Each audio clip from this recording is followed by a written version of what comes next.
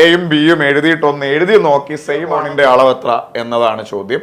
SCERT ടെക്സ്റ്റിൽ 100 kilometre എന്നത് 62.5 മൈലാണ്. 4 option. എണ്ണത്തിന്റെ മീഡിയനും ചോദിക്കാം, ഹിമോഗ്ലോബിന്റെ മീഡിയനും. എല്ലാവർക്കും നമസ്കാരം, എന്റെ പേര് ജെറിൻ. നിങ്ങളെ ഏവരെയും ട്രിക് ടേണിന്റെ പുതിയൊരു ക്ലാസ്സിലേക്ക് സ്വാഗതം ചെയ്യുന്നു. ഇനി വരാൻ പോകുന്ന LP-UP പരീക്ഷ എഴുതാൻ പോകുന്ന എല്ലാവർക്കും വേണ്ടിയിട്ടുള്ള ഒരു ക്ലാസ് ആണ് ഇത്. ഇന്നത്തെ ക്ലാസ്സിൽ LP-UPയുടെ സിലബസ് അനുസരിച്ച് അത്യാവശ്യം നല്ല കുറെ ചോദ്യങ്ങൾ ഉൾപ്പെടുത്തിക്കൊണ്ട് നമ്മൾ ഇന്നൊരു മോഡൽ ക്വസ്റ്റ്യൻ പേപ്പർ ചെയ്യാനായിട്ട് പോവുകയാണ്. നിങ്ങൾക്ക് എല്ലാവർക്കും LP-UPയുടെ സിലബസ് അറിയാം. ഓരോ സിലബസിലെയും ഇമ്പോർട്ടൻ്റ് ആയ ഓരോ ചോദ്യങ്ങൾ, ഓരോ ടോപ്പിക്കിലെയും ഇമ്പോർട്ടൻ്റ് ആയ ഓരോ ചോദ്യങ്ങൾ ഉൾപ്പെടുത്തിക്കൊണ്ട് നല്ല കുറെ കാര്യങ്ങൾ കിട്ടത്തക്ക രീതിയിൽ സെറ്റ് ചെയ്തിരിക്കുന്ന ഒരു ക്വസ്റ്റ്യൻ പേപ്പറാണ് ഇന്ന് നമ്മൾ വർക്കൗട്ടിനായിട്ട് പോകുന്നത്. അപ്പോൾ നിങ്ങൾക്കൊരു ഫൈനൽ റിവിഷൻ എന്ന വണ്ണം ഈ വീഡിയോയെ തീർച്ചയായും പ്രയോജനപ്പെടുത്താവുന്നതാണ്. അപ്പം നിങ്ങൾ എന്ത് ചെയ്യണമെന്ന് വെച്ചാൽ ഒരു പേനയും പേപ്പറും എടുത്ത് ഈ ക്ലാസ്സിന് മുമ്പിലിരിക്കുക. സ്ക്രീനിൽ ഓരോ ചോദ്യങ്ങളും കാണുമ്പോൾ വീഡിയോ പോസ് ചെയ്യുക. നിങ്ങൾ സ്വന്തമായിട്ട് ചെയ്ത് നോക്കുക.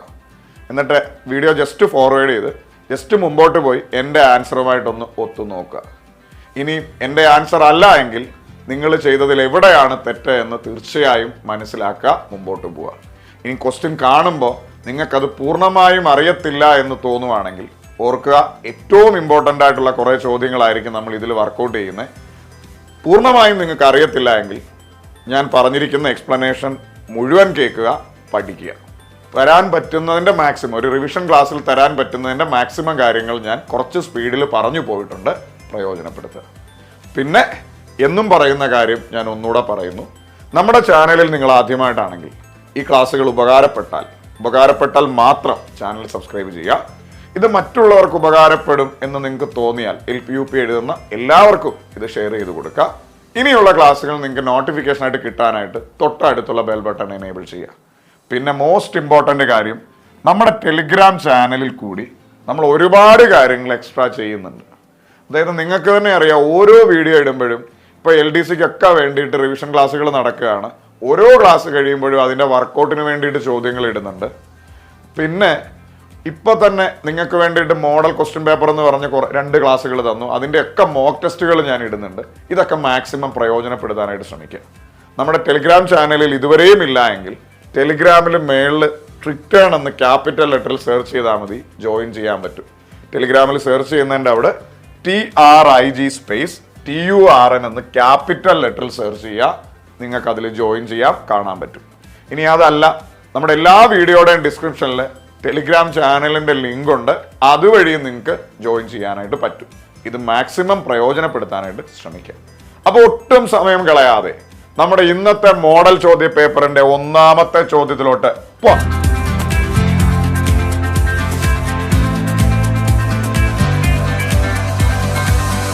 കുറച്ച് കുട്ടികളുടെ രക്തപരിശോധന നടത്തി ഹീമോഗ്ലോബിന്റെ അളവിനനുസരിച്ച് തരംതിരിച്ച പട്ടികയാണ് ഇത്. ഇതിൽ നിന്നും ഹീമോഗ്ലോബിന്റെ അളവിന്റെ മധ്യമം കണ്ടെത്തുക എന്നതാണ് ചോദ്യം. മക്കളെ, നമുക്ക് ഇവിടെ വേണ്ടിയത് മധ്യമം ആണ്. മധ്യമം മലയാളത്തിൽ മധ്യമം എന്ന് പറയും, അല്ലെങ്കിൽ മധ്യാങ്കം എന്ന് പറയും. ഇംഗ്ലീഷിൽ അവരെ മീഡിയൻ എന്ന് പറയും. ഈ മലയാളം വാക്ക് ഓർത്തു വെക്കുക, മധ്യമം, മധ്യാങ്കം. Exact English word median. മക്കളെ, കഴിഞ്ഞ റിവിഷൻ ക്ലാസ്സിൽ മീഡിയൻ്റെ ഒരു പ്രോബ്ലം ഞാൻ നിങ്ങളെ പഠിപ്പിച്ചിട്ടുണ്ട്, ഉണ്ടോ? അതായത് ഏതെങ്കിലും ഒരു കുറേ സംഖ്യകളുടെ മീഡിയൻ കാണാൻ അവരെ ആരോഹണ ക്രമത്തിൽ എഴുതിയ ശേഷം നടുക്കത്തെ ആളെ എടുത്താൽ മതി. നടുക്കത്തെ ആള്. ഇനി നടുക്കത്തെ ആള് ഇല്ല എങ്കിൽ നടുക്കൊരു വര വരയ്ക്കുക. ആ വര ഏതാണോ അതാണ് മീഡിയൻ. ആ വര ഏതാണെന്ന് അറിയത്തില്ലേ, ആ വരയ്ക്കപ്പുറോ ഇപ്പുറോ ഉള്ള ആളിനെ കൂട്ടിയിട്ട് പകുതി എടുത്താൽ മതി. അപ്പം മീഡിയൻ കാണാനുള്ള പ്രോപ്പർ കൺസെപ്റ്റ് കഴിഞ്ഞ റിവിഷൻ ക്ലാസ്സിൽ നിങ്ങളെ നല്ല വ്യക്തമായി പഠിപ്പിച്ചു. ഇത് SCERT ടെക്സ്റ്റിൽ കിടക്കുന്ന മധ്യമവുമായി ബന്ധപ്പെട്ട, മീഡിയനുമായി ബന്ധപ്പെട്ട വളരെ ഡിഫറൻ്റ് ആയൊരു ചോദ്യം. അതായത് കുറച്ച് കുട്ടികളുണ്ട്, ആ കുട്ടികളുടെ ഹിമോഗ്ലോബിൻ്റെ അളവാണ് തന്നിരിക്കുന്നത്. 12.3, കുട്ടികളുടെ എണ്ണം 2. അത് 12.4 ആകുമ്പോൾ കുട്ടികളുടെ എണ്ണം 3, 12.7 ആകുമ്പോൾ 5, അങ്ങനെ പോയി 14 കുട്ടികളുടെ എണ്ണം 2 ഇങ്ങനെയൊക്കെ വരികയാണ്. അപ്പോൾ ഇതൊരു ടേബിളായിട്ടാണ് മക്കളെ. നമ്മുടെ SCERT ടെക്സ്റ്റിൽ ടേബിളായിട്ടുള്ള 2 രീതിയിലുള്ള മീഡിയൻ ഉണ്ട്. മീൻ്റെ ചോദ്യവും ഉണ്ട് ടേബിളായിട്ട് വരുന്നത്, അത് നമ്മൾ ആദ്യത്തെ ക്ലാസ്സിൽ ചെയ്തു. ഇത് ടേബിളായിട്ട് വരുന്ന 2 രീതിയിലുള്ള മീഡിയൻ പ്രോബ്ലങ്ങളുണ്ട്. അതിലാദ്യത്തേതാണ് ഇത്. അപ്പോൾ നിങ്ങളോട് ഈ ചോദ്യം 2 രീതിയിൽ ചോദിക്കാം. ഒന്നാമത് നിങ്ങളോട് ചോദിക്കാം, ഇവിടെ സാങ്കല്പിക പ്രകാരം എത്രാമത്തെ കുട്ടിയുടെ ഹിമോഗ്ലോബിനാണ് മധ്യമമായി വരുന്നത് എന്ന് ചോദിക്കാം. അതായത് എണ്ണത്തിൻ്റെ മീഡിയനും ചോദിക്കാം, ഹിമോഗ്ലോബിൻ്റെ മീഡിയനും ചോദിക്കാം. ഞാൻ പറയുന്നത് നിങ്ങൾക്ക് മനസ്സിലാവുന്നുണ്ടോ? അതായത് ഇവിടെ ഹിമോഗ്ലോബിൻ്റെ അളവുണ്ട്, അതിനനുസരിച്ചുള്ള കുട്ടികളുടെ എണ്ണമുണ്ട്. അപ്പം നമ്മൾ ഇവിടെ 2 രീതിയിൽ ചോദിക്കാം. കഴിഞ്ഞ UP-യിൽ ചോദിച്ച ഒരു ചോദ്യമുണ്ട്, സാങ്കല്പിക പ്രകാരം എത്രാമത്തെ കുട്ടിയാണ് മധ്യമ ഹിമോഗ്ലോബിനായി വരുന്നത്, അതായത് എണ്ണം കുട്ടി എത്രാമത്തെ കുട്ടി. അപ്പം എണ്ണത്തിൻ്റെ മീഡിയൻ ചോദിക്കാം, അല്ലെങ്കിൽ പ്രോപ്പർലി ഹിമോഗ്ലോബിൻ്റെ മീഡിയനും ചോദിക്കാം. അപ്പം ഇത് എങ്ങനെ ചെയ്യും മക്കളെ? നമ്മളോട് എണ്ണത്തിൻ്റെ മീഡിയനാണ് ചോദിക്കുന്നതെങ്കിൽ, എണ്ണത്തിൻ്റെ മധ്യമമാണ് ചോദിക്കുന്നതെങ്കിൽ വളരെ സിമ്പിളാണ്. നമ്മൾ ഈ എണ്ണം എല്ലോടെ കൂട്ടിയിട്ട് പകുതി എടുത്താൽ മതി. ഈ എണ്ണം എല്ലോടെ ഇനി ഏത് ചോദ്യത്തിലും ഇങ്ങനെ ടേബിള് തന്നിട്ട് എണ്ണത്തിൻ്റെ മധ്യമമാണ് ചോദിക്കുന്നതെങ്കിൽ നിങ്ങൾ ഇതെല്ലോടെ കൂട്ടുക, പകുതി എടുക്കുക. ഇവിടെ 2, 3, 5, 5 5 10, 10 6 16, 16 4 20, 23 23, 23 2 25. ആ 25ൻ്റെ പകുതി എടുക്കുക. 25ൻ്റെ പകുതി 12.5. ഇവിടെ ഒരു ചെറിയ ട്വിസ്റ്റ് ഉണ്ട്. 0.5 നമ്മൾ എടുക്കത്തില്ല. അപ്പോൾ അതിൻ്റെ തൊട്ടു മുകളിലുള്ള 13 എടുക്കും. ഇവിടെ 12 ആയിരുന്നു വന്നതെങ്കിൽ നമുക്ക് മനസ്സിലായി 12 ഇവിടുത്തെ മീഡിയൻ. 12.5 വന്നതുകൊണ്ട് നമ്മൾ അതിൻ്റെ തൊട്ടു മുകളിൽ പോയിന്റ് വന്നാൽ അതിൻ്റെ തൊട്ടു മുകളിലുള്ള പെർഫെക്റ്റ് വാല്യൂ എടുക്കും. കാര്യം എണ്ണമല്ലേ. എത്രാമത്തെ കുട്ടി എന്നൊക്കെ പറഞ്ഞാൽ 12.5 കുട്ടി എന്നൊന്നും ആരും പറയത്തില്ല. അല്ലേലും പോയിന്റ് വന്ന ഇവൻ്റെ തൊട്ടു മുകളിലുള്ള വാല്യൂ എടുക്കാം. അപ്പോൾ എണ്ണത്തിൻ്റെ മീഡിയൻ ചോദിച്ചാൽ നമുക്ക് മനസ്സിലായി 13. അപ്പോൾ ഈ ചോദ്യം ഇങ്ങനെയായിരിക്കും വരിക, എത്രാമത്തെ കുട്ടിയാണ് മധ്യമ ഹിമോഗ്ലോബിനായി കണക്കാക്കുന്നത്, അതായത് എണ്ണം 13ാമത്തെ കുട്ടിയാണ് എന്ന് നമുക്ക് മനസ്സിലായി. ഈ ചോദ്യം പക്ഷേ അങ്ങനെയല്ല. ഹിമോഗ്ലോബിൻ്റെ അളവിൻ്റെ മധ്യമമാണ് കാണേണ്ടത്. ടോട്ടൽ ഹിമോഗ്ലോബിൻ്റെ അളവിൻ്റെ മധ്യമം കാണണം. ഇങ്ങനെ ചോദിച്ചാലും വലിയ കുഴപ്പമൊന്നുമില്ല. ഈ 13ാമത്തെ കുട്ടി എവിടെ വരുമോ അതാണ് ഹിമോഗ്ലോബിൻ്റെ മധ്യമം. അപ്പോൾ 13ാമത്തെ കുട്ടിയാണ് ഇവിടെ മധ്യമമായി വരുന്നത്. അപ്പൊ ഹിമോഗ്ലോബിന്റെ മധ്യമം ചോദിച്ചാൽ 13ാമത്തെ കുട്ടി എവിടെ വരും എന്ന് നോക്കിയാൽ മതി. ഇവിടെ വരെ ആയപ്പോൾ 2 കുട്ടിയായുള്ളൂ. ഇവിടെ വരെ ആയപ്പോൾ ഒരു 3 കുട്ടിയോടെ ചേർന്ന് 5 കുട്ടിയായി. 13ാമത്തെ കുട്ടി ആയിട്ടില്ല. ഇവിടെ വരെ ആയപ്പോൾ ഒരു 5 കുട്ടിയോടെ ചേർന്ന് 10 കുട്ടിയായി. 13ാമത്തെ കുട്ടി ആയിട്ടില്ല. ഇവിടെ വരെ ആയപ്പോൾ ഒരു 6 കുട്ടിയോടെ ചേർന്ന് 16 കുട്ടിയായി. 13ആയി. അപ്പോൾ ഇവിടെ വരെ ഇല്ല, കാര്യം 10 കുട്ടിയേ ഉള്ളൂ. ഇവിടെ വരെ ആയപ്പോൾ 16ആയി. 10 കഴിഞ്ഞ് 11 മുതൽ 16 വരെയുള്ള എല്ലാ വാല്യൂവും ഇവിടെ വരുന്നത്. നമുക്ക് 13ാമത്തെ കുട്ടിയാ. അപ്പൊ 10 കഴിഞ്ഞ് 16 വരെ ഇവിടെ. അപ്പൊ മധ്യമ ഹിമോഗ്ലോബിന്റെ അളവ് അതിന് കറസ്പോണ്ടിങ് ആയിട്ടുള്ള 13.1 എന്ന് മനസ്സിലാവും. അപ്പൊ ആദ്യമായിട്ട് കേൾക്കുന്നവർക്ക് ഒരിച്ചിരി കൺഫ്യൂഷൻ തോന്നും, പക്ഷെ നമ്മൾ ഈസി ആയിട്ട് എടുക്കും. അപ്പൊ നമുക്ക് മനസ്സിലായി ഈ മധ്യമം വരുന്നത് 13ാമത്തെ കുട്ടിക്കാണ്. അപ്പോൾ എത്രാമത്തെ കുട്ടിയാണ് മധ്യമ ഹിമോഗ്ലോബിനായി വരുന്നത് എന്ന് ചോദിച്ചാൽ, എണ്ണം ചോദിച്ചാൽ നമ്മുടെ ഉത്തരം 13 അതേ മിക്കവാറും വരൂ. ഇനി നിങ്ങളോട് ചോദിക്കുകയാണ് ഹിമോഗ്ലോബിന്റെ അളവിന്റെ മധ്യമം എത്ര. അപ്പൊ നമ്മൾ ഹിമോഗ്ലോബിൻ്റെതാ കാണണ്ടേ, എണ്ണത്തിന്റെ അല്ല. അപ്പൊ നമ്മൾ എന്ത് ചെയ്യണം? 13ാമത്തെ കുട്ടിയാ മധ്യമമായിട്ട് വരുന്നത്. 13ാമത്തെ കുട്ടിയുടെ അളവ് എത്ര എന്ന് കണ്ടുപിടിക്കുക. ഇവിടെ ആയപ്പോൾ 2, ഇവിടെ ആയപ്പോൾ 3 കൂടെ ചേർത്ത് 5, ഇവിടെ ആയപ്പോൾ 5 കൂടെ ചേർത്ത് 10. നമുക്ക് 13ാമത്തെ കുട്ടിയുടെ അളവാ. ഇവിടെ ആയപ്പോൾ 16. അപ്പൊ നമുക്ക് മനസ്സിലായി 10 വരെ ഇല്ല. ഇത് ഈ ഒരു ലൈൻ എന്ന് പറയുന്നത് 10 കഴിഞ്ഞ് 11 മുതൽ 16 വരെ. നമുക്ക് 13ാമത്തെ കുട്ടിയാ മധ്യമമായിട്ട് വരുന്നത്. ഇറ്റ്സ് 13.1. കണ്ടോ, വളരെ സിമ്പിളായി നമുക്ക് ഉത്തരത്തിലേക്ക് വരാം. Option A. അപ്പോ ഇത്തരത്തിലുള്ള ചോദ്യങ്ങളിൽ 2 രീതിയിൽ നിങ്ങളോട് മീഡിയൻ ചോദിക്കാം. എണ്ണത്തിന്റെ മീഡിയനും ചോദിക്കാം. പ്രോപ്പർലി ഇപ്പൊ മാർക്കാണ് മാർക്കിന്റെ മീഡിയൻ, ഹിമോഗ്ലോബിൻ ആണ് ഹിമോഗ്ലോബിന്റെ മീഡിയൻ, വെയിറ്റ് ആണ് വെയിറ്റിന്റെ മീഡിയൻ ചോദിക്കാം. മീഡിയന്റെ മലയാളം മധ്യമം അല്ലെങ്കിൽ മധ്യാംഗം. അപ്പൊ നിങ്ങളോട് ചോദിക്കാം, ഇങ്ങനെയാണ് ചോദ്യം എന്ന് വിചാരിച്ചോ. മിക്കവാറും ഇങ്ങനെ ഒരു ചോദ്യം കിട്ടും. എത്രാമത്തെ കുട്ടിയാണ് സാങ്കല്പിക പ്രകാരം എത്രാമത്തെ കുട്ടിയാണ് മധ്യമ ഹിമോഗ്ലോബിന്റെ അളവായി കണക്കാക്കുന്നത്? എത്രാമത്തെ കുട്ടി? എണ്ണത്തിന്റെ മധ്യമമാണ് ചോദിച്ചതെങ്കിൽ നിങ്ങൾ ഉറപ്പിച്ചോണം എത്രാമത്തെ കുട്ടി എണ്ണം. നിങ്ങൾ ഉറപ്പിച്ചോണം നിങ്ങൾക്കിവിടെ ഒരു വലിയ ലോട്ടറി അടിച്ചു. നിങ്ങൾ ഇതെല്ലോടെ കൂട്ടുക, പകുതി എടുക്കുക. ഇതെല്ലോടെ കൂട്ടുമ്പോൾ 25 വന്നു. 25ന്റെ പകുതി എപ്പോഴും 12.5. 12.5 റൗണ്ട് അല്ലാത്തോണ്ട് റൗണ്ട് ചെയ്ത് 13. മക്കളെ, ടേബിള് വരുന്ന ഏതു ചോദ്യത്തിലും എണ്ണത്തിന്റെ മധ്യമം മീഡിയൻ ആണ് ചോദിക്കുന്നതെങ്കിൽ എല്ലോടെ കൂട്ടുക, പകുതി എടുക്കുക. എണ്ണം എല്ലോടെ കൂട്ടുക, പകുതി എടുക്കുക. പകുതി ഒരു റൗണ്ട് അല്ലെങ്കിൽ നീ തൊട്ടുമോളി റൗണ്ട് ആക്കി വെക്കുക, പരിപാടി കഴിഞ്ഞു. റൗണ്ടാണ് അത് തന്നെ. ഇനിയും പക്ഷെ ഇവിടെ നമ്മളോട് ചോദിച്ചേക്കുന്നു മധ്യമ ഹിമോഗ്ലോബിന്റെ അളവാ, എണ്ണത്തിന്റെ അല്ല. അപ്പൊ നമ്മൾ ആദ്യം എണ്ണം അങ്ങ് കണ്ടുപിടിക്കുക, 13. അപ്പൊ മീഡിയൻ വരുന്നത് 13ാമത്തെ കുട്ടിക്കാണ്.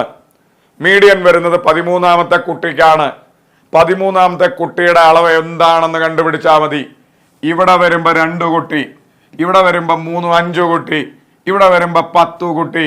നമുക്ക് 13ാം കുട്ടിയാ വേണ്ടി. അപ്പൊ ഇത് കഴിഞ്ഞ് ഇവിടെ ആയപ്പോ 16 എന്ന് പറഞ്ഞാൽ അതിന്റെ അർത്ഥം ഇവിടെ വരെ ഇല്ല, ഇതിൻ്റെ അകത്തിലുണ്ട്. ഇവിടെ വരെ 10 കഴിഞ്ഞ് 16 വരെ, 11 to 16 വരെ ഇതിൻ്റെ അകത്താ. നമുക്ക് 13ന്റെ ആ വേണ്ടേ. 13ാമത്തെ കുട്ടിയുടെ അളവാണ് മധ്യമ ഹിമോഗ്ലോബിൻ. 13ാമത്തെ കുട്ടിയുടെ അളവ് 13.1 സെറ്റാണ്. Option A. കഴിഞ്ഞ 2 ക്ലാസ്സുകളായിട്ട് 2 രീതിയിലുള്ള മീഡിയന്റെ പ്രോബ്ലം ഞാൻ നിങ്ങളെ പഠിപ്പിച്ചു. മീഡിയന്റെ മലയാളം മധ്യമം അല്ലെങ്കിൽ മധ്യാംഗം. നോർമലി ഉള്ള ചോദ്യമാണ്. ഇവരെ നേരെ ഓർഡറായിട്ട് അസെൻഡിങ് ഓർഡറിൽ എഴുതുക, നടുക്കത്തെ ആളെ എടുക്കുക. ഇനി നടുക്കത്തെ ആളില്ല എങ്കിൽ നടുക്കോട്ടൊരു വര വരയ്ക്കുക, ആ വരയുടെ ഒരു നോക്കുക. ഇനി ആ വര കൃത്യമായിട്ടില്ല എങ്കിൽ വരയ്ക്ക് അപ്പുറം ഇപ്പുറം ഉള്ള ആളെ എടുക്കുക, പകുതി എടുക്കുക, പരിപാടി കഴിഞ്ഞു. അടുത്ത ചോദ്യത്തിലോട്ട് പോകുന്നു. ഇനി ഇതല്ല ടേബിളായ ചോദ്യങ്ങളാണെങ്കിൽ ഞാൻ ഇപ്പൊ ഈ പറഞ്ഞ രീതിയിൽ ചെയ്യാം. ടേബിളായ ഏത് ചോദ്യമായാലും ശരി, നിങ്ങൾ ആദ്യം എണ്ണത്തിന്റെ മധ്യമം എടുക്കുക. എണ്ണത്തിന്റെ മധ്യമം കാണാൻ ഇതെല്ലാം കൂട്ടിയിട്ട് പകുതി എടുക്കുക, റൗണ്ട് അല്ല റൗണ്ട് ആക്കുക. ഇനി എണ്ണത്തിന്റെ മധ്യമം അല്ല, പ്രോപ്പർലി മൊത്തത്തിലുള്ള മധ്യമമാണ് വേണ്ടിയതെങ്കിൽ ആ എണ്ണത്തിന്റെ ഇവിടെ 13 എണ്ണം, ആ 13 എവിടെ വരുമെന്ന് നോക്കുക, അതായിരിക്കും ഉത്തരം. ചോദ്യം: ഭിന്നസംഖ്യകളുമായി ബന്ധപ്പെട്ട ചില പ്രസ്താവനകൾ ചുവടെ കൊടുക്കുന്നു. പ്രസ്താവന 1, 4/5 8/9 ഇടയിലാണ് 17/20. പ്രസ്താവന 2, 6/11 13/18 ഇടയിലാണ് 3/4. പ്രസ്താവന 3 അങ്ങനെ എന്തെങ്കിലും ഉണ്ട്. ഇവയിൽ ശരിയായ പ്രസ്താവനയാണ് തിരഞ്ഞെടുക്കേണ്ടത്. അപ്പൊ ഈ ചോദ്യം ചെയ്ത് തുടങ്ങുമ്പോഴേ നമ്മുടെ മനസ്സിൽ ഓർക്കണം, നമുക്ക് വേണ്ടിയത് ശരിയായ പ്രസ്താവനയാണ്. ശരിയായ പ്രസ്താവനയാണ് നമുക്ക് വേണ്ടിയത്, മൈൻഡിലുണ്ടാവണം. അങ്ങനെയാണ് നമുക്ക് ഓപ്ഷൻ എലിമിനേഷൻ വഴി കുറേയൊക്കെ നമുക്ക് സെറ്റാവും. നമ്മുടെ ആദ്യത്തേത് 4/5 8/9 ഇടയിലാണ് 17/20. അപ്പോൾ ഇതിൻ്റെ അർത്ഥം എന്തുവാ? 4/5 8/9 ഇടയിലാണ് 17/20 എന്ന് പറഞ്ഞാൽ അതിൻ്റെ അർത്ഥം എന്തുവാ? 4/5 വലുതാണ് 17/20, എന്നാൽ 8/9 ചെറുതാണ്. അതല്ലേ അതിൻ്റെ അർത്ഥം. 4നും 9നും ഇടയിലാണ് 5 എന്ന് പറഞ്ഞാൽ 4നേക്കാൾ വലിയതാണ്, പക്ഷെ 9നേക്കാൾ ചെറുതാണ്. ഇതല്ലേ അതിൻ്റെ കൺസെപ്റ്റ്. അപ്പോൾ ഒന്നുകൂടെ 4/5നും 8/9നും ഇടയിലാണ് 17/20 എന്ന് പറഞ്ഞാൽ 4/5നേക്കാൾ വലുതാണിത്, എന്നാൽ 8/9നേക്കാൾ ചെറുതാണിത്. കൺസെപ്റ്റ് മനസ്സിലായോ? അപ്പോൾ ഇതെങ്ങനെ കണ്ടെത്താം? ഒന്നുകിലും മേളിൽ 0 ഇടാം, പക്ഷെ മേളിൽ 0 ഇട്ടാൽ ഇത് എല്ലാം വളരെ ക്ലോസ് ആൻസേഴ്സ് ആവും. പിന്നെയുള്ളത് അവരുടെ വാല്യൂ 4/5 ഹരിക്കുക, 17/20 ഹരിക്കുക, 8/9 ഹരിക്കുക, ഉത്തരത്തിലേക്ക് വരാം. പക്ഷെ നല്ല സമയം പോവും. പിന്നെ നമുക്ക് ചെയ്യാൻ പറ്റുന്നത് നമ്മൾ പ്രോപ്പർലി പണ്ട് മുതൽ ഭിന്നസംഖ്യയുടെ വലിപ്പ ചെറുപ്പം എടുക്കാൻ യൂസ് ചെയ്യുന്ന ടെക്നിക്ക്. നമുക്കറിയേണ്ടത് 4/5നേക്കാൾ വലുതാവണം, 8/9നേക്കാൾ ചെറുതാവണം. അപ്പം ഞാൻ ആദ്യം 4/5ഉം 17/20 കൂടെ എടുത്തു. 17/20 വലുതാണോ എന്ന് നോക്കണം. 4/5നേക്കാൾ വലുതല്ലേ? അതിന് ഞാൻ ഇത് രണ്ടും കൂടെ ക്രോസ് ചെയ്തു. 4ഉം 20 കൂടെ ഗുണിക്കുമ്പോൾ 80, 17ഉം 5 കൂടെ ഗുണിക്കുമ്പോൾ 85. അതായത് ഇവിടുന്ന് പോയത് കൊണ്ട് ഇതിൻ്റെ മേളിൽ എഴുതണം, ഇവിടുന്ന് പോയത് കൊണ്ട് ഇതിൻ്റെ മേളിൽ എഴുതണം. നിങ്ങൾ പറ, 80 85 വലിയത്? 85 വലിയത്. അപ്പോൾ അവനായിരിക്കും വലുതെന്ന് പറയുന്നു. അപ്പോൾ 85 കിട്ടിയ 17/20 വലിയത്. അപ്പം നമുക്ക് മനസ്സിലായി ഇവരെ രണ്ടുപേരെ നോക്കുമ്പോൾ ഇവൻ വലിയതാണെന്ന് മനസ്സിലായി. അപ്പോൾ 4/5നേക്കാൾ വലിയതാണ്. ഒരു പരിപാടി കഴിഞ്ഞു. ഇനി നമ്മൾ ഈ 17/20ഉം 8/9 കൂടെ എടുക്കണം. നമുക്ക് വേണ്ടത് എന്തുവാ? ഈ 17/20നേക്കാളും വലുതാ ഇവൻ. കാര്യം ഇവനിടയിലല്ലേ. അത് നമുക്കൊന്ന് നോക്കാം. 17 9 ഗുണിച്ചു. 17 9 ഗുണിച്ചാൽ 153. 8ഉം 20 ഗുണിച്ച 160. ഇവന് 153 വിലയായിട്ട് കിട്ടി, ഇവന് 160 വിലയായിട്ട് കിട്ടി. 160 153 വലുത്? 153 അല്ല, 160 വലുത്. അപ്പൊ കൂട്ടത്തിൽ വലിയത് ഇവന്. അപ്പം നമുക്ക് എന്തും മനസ്സിലായി, 17/20നേക്കാളും വലിയത് അവനാ. അപ്പം നമുക്ക് എന്ത് കിട്ടി? ഈ 17/20നേക്കാളും ചെറുതാണിത്, 17/20നേക്കാളും വലുതാണിത്. അപ്പൊ 17/20 എവരുടെ രണ്ടുപേരുടെ നടുക്ക് നിൽക്കും. ആദ്യത്തെ സ്റ്റേറ്റ്മെന്റ് ശരിയാണ്. ഓക്കെ ആണോ? അപ്പൊ ഇത് മനസ്സിലായോ? അപ്പോ ഞാൻ ആ സ്റ്റേറ്റ്മെന്റ് ഒന്നുകൂടെ വായിച്ചു. 4/5നും 8/9നും ഇടയിലാണ് 17/20. അപ്പൊ അതിന്റെ അർത്ഥം 4/5 8/9 അതിന്റെ ഇടയിലാണോ 17/20? 4/5നേക്കാൾ വലുതാണോ എന്ന് ക്രോസ് ചെയ്ത് നോക്കി. ആണ്. 8/9നേക്കാൾ ചെറുതാണോ ഇതെന്ന് ക്രോസ് ചെയ്ത് നോക്കി. 8/9 തന്നെ വലുത്, ഇവൻ ചെറുതാ. ആണ്. അപ്പൊ ഇവൻ ഇവരുടെ ഇടയിൽ വരും. ആദ്യത്തേത് ശരിയാണ്. ഇനി ജസ്റ്റ് ഓപ്ഷനിലോട്ടൊന്ന് നോക്കിക്കേ. നമ്മുടെ ഓപ്ഷൻ വെച്ച് എന്തെങ്കിലും എലിമിനേറ്റ് ചെയ്യാൻ പറ്റുമെന്ന്. നമുക്ക് ശരിയായ പ്രസ്താവനയാണ് വേണ്ടി. ഒന്നാമത്തെ പ്രസ്താവന 1 മാത്രം. ഇത് നമുക്ക് ഉറപ്പില്ല, അതവിടെ നിൽക്കട്ടെ. പ്രസ്താവന 2 മാത്രം അല്ല, പ്രസ്താവന 1 ശരിയാ. അപ്പൊ പ്രസ്താവന 2 മാത്രം എന്നുള്ളത് നമുക്ക് എലിമിനേറ്റ് ചെയ്യാം. പിന്നെ പ്രസ്താവന 1ഉം പ്രസ്താവന 2ഉം പറയാൻ പറ്റത്തില്ല. പ്രസ്താവന 1 2 3 എന്നിവ പറയാൻ പറ്റത്തില്ല. അപ്പോൾ ഒരെണ്ണം നമ്മൾ എലിമിനേറ്റ് ചെയ്തു. ഇനി രണ്ടാമത്തെ ഓപ്ഷനിലേക്ക് വരാം, പ്രസ്താവനയിലേക്ക് വരാം. 6/11നും 13/18നും ഇടയിലാണ് 3/4. അപ്പോൾ 6/11നും 13/18നും ഇടയിലാണ് 3/4 എന്ന് പറഞ്ഞാൽ അതിൻ്റെ അർത്ഥം എന്തുവാ? 6/11നേക്കാളും വലുതാണ്, 13/18നേക്കാളും ചെറുതാണ്. അപ്പൊ 6/11നേക്കാൾ വലുതാണിവൻ, എന്നാൽ 13/18നേക്കാളും ചെറുതാണിവൻ. നമുക്കൊന്ന് നോക്കാം. ഞാൻ ആദ്യത്തെ എടുത്തു. 6/11ഉം 3/4 കൂടെ എടുത്തു. ഇത് രണ്ടും കൂടെ വലിപ്പ ചെറുപ്പം നോക്കാം. 6ഉം 4ഉം 24, ഇവിടുന്ന് പോയോണ്ട് ഇവന്റെ മേളി. 3ഉം 11ഉം 33, ഇവിടുന്ന് പോയത് കൊണ്ട് ഇവന്റെ മോളി. നിങ്ങൾ പറ, 24 33 വലിയത്? എടാ മക്കളെ, 33 വലിയത്. അപ്പൊ ഇവനാ വലുത്. 33 ഇവനല്ലേ കിട്ടിയ, ഇവനാ വലുത്. അപ്പൊ നമുക്ക് മനസ്സിലായി 6/11 വലിയതാണ് ഇവൻ. ഇനി ഒരു കാര്യം കൂടെ കിട്ടിയാൽ മതി, 13/18 ചെറുതാണോ ഇവൻ എന്നൂടെ അറിഞ്ഞാൽ മതി. അപ്പൊ നമ്മൾ വീണ്ടും എടുത്തു 3/4 13/18 കൂടെ എടുക്കുന്നു. ഇത് ക്രോസ് ചെയ്തു 18 3 54 13 4 13 4 എന്ന് പറയുമ്പോൾ 13 4 13 2 26 26 വരുന്നു 52 എന്ന് കിട്ടുന്നു. ആണോ? ഇവനാ വലുത്, ഇവനാ വലുത്. ആലോചിച്ച് നോക്കി, ഇവനാ വലുത്, ഇവൻ ചെറുതാ. അപ്പോൾ രണ്ടാമത്തേത് പാളിപ്പോയി. ശരിക്കും ഇവനേക്കാളും വലിയതായി ഇവൻ. പിന്നെ നമുക്ക് കിട്ടേണ്ടത് ഇവനേക്കാളും ചെറുതാവണമെന്ന്. പക്ഷെ അവൻ പ്രതീക്ഷ തെറ്റിച്ചു. കാര്യമെന്ന് വെച്ചാൽ ഇവനാ വലിയത്. അപ്പോൾ ഇതിൻ്റെ അർത്ഥം ഇവനേക്കാളും വലിയതാണ് ഇവൻ. അപ്പോൾ ഒരു കാരണവശാലും ഇവൻ എന്ത് ചെയ്യത്തില്ല, ഇവരുടെ നടുക്ക് നിൽക്കത്തില്ല. കാര്യം ഇവരെ രണ്ടുപേരെക്കാളും വലിയതാ. അപ്പൊ ഇവരുടെ ഇടയിൽ ഇവൻ വരത്തില്ല. വരുമോ? അപ്പോൾ ഒന്നുകൂടെ 6/11 വലിയതായവൻ സത്യമാണ്.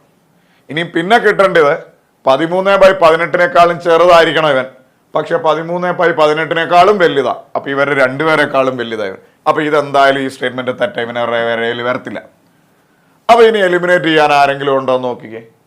പ്രസ്താവന 2 മാത്രം ഓൾറെഡി എലിമിനേറ്റ് ചെയ്തു. പ്രസ്താവന 1 2 നമുക്ക് ശരിയായ പ്രസ്താവനയാണ് വേണ്ടിയത്. പ്രസ്താവന 1 2 അല്ല, കാര്യം 2 ഓൾറെഡി തെറ്റാ. അപ്പൊ ഇത് എലിമിനേറ്റ് ചെയ്തു. പ്രസ്താവന 1 2 3 ശരിയാണെന്നാ പറയുന്നത്. ഇതും അല്ല. എന്തുകൊണ്ടാ? ഒന്നാമത്തേത് ശരിയും രണ്ടാമത്തേത് തെറ്റുവാന്ന് കിട്ടി. അപ്പൊ തെറ്റായതുള്ളവൻ ഇനി എടുക്കണ്ട. 1 2 ശരിയല്ല, 1 2 3 ശരിയല്ല, കാര്യം 2 ഓൾറെഡി തെറ്റാ. ഇത്ര എലിമിനേറ്റ് ചെയ്തപ്പോൾ തന്നെ നമുക്ക് മൂന്നാമത്തെ ചെയ്യേണ്ടി വരത്തില്ല. അവിടെ വെച്ച് തന്നെ നമുക്ക് മനസ്സിലാവും പ്രസ്താവന 1 മാത്രമേ ശരിയുള്ളൂ. കാര്യം മൂന്നാമത്തെ ശരിയാണേലും അല്ലേലും നമുക്കത് ഓപ്ഷനെ ബാധിക്കുന്നില്ല, നമ്മുടെ ഉത്തരത്തിലെ ബാധിക്കുന്നില്ല. ഇവിടെ തന്നിരിക്കുന്ന ഓപ്ഷൻ പ്രകാരം ഓപ്ഷൻ എ പ്രസ്താവന 1 മാത്രം എന്ന് നമുക്ക് കിട്ടും. ഓക്കെ ആണോ? ഇനി നമുക്ക് വേണമെങ്കിൽ നമുക്ക് മൂന്നാമത്തെയും കൂടെ ചുമ്മാതൊന്ന് ട്രൈ ചെയ്യാം. 15/22 5/6 ഇടയിലാണ് 19/36. ഒന്ന് നോക്കാം.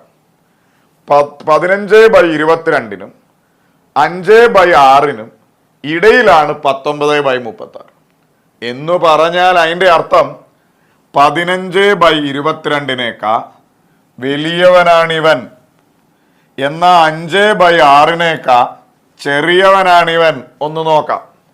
നമ്മൾ 15/22 19/36 എഴുതി. ഇവൻ വലിയവനാണോ എന്നറിയാൻ ഇവൻ വലിയവനെന്ന് കിട്ടണം. ഇവനാ വലുതെന്ന് കിട്ടണം. 19/36 കാര്യം ഇവനേക്കാൾ വലുതല്ലേ.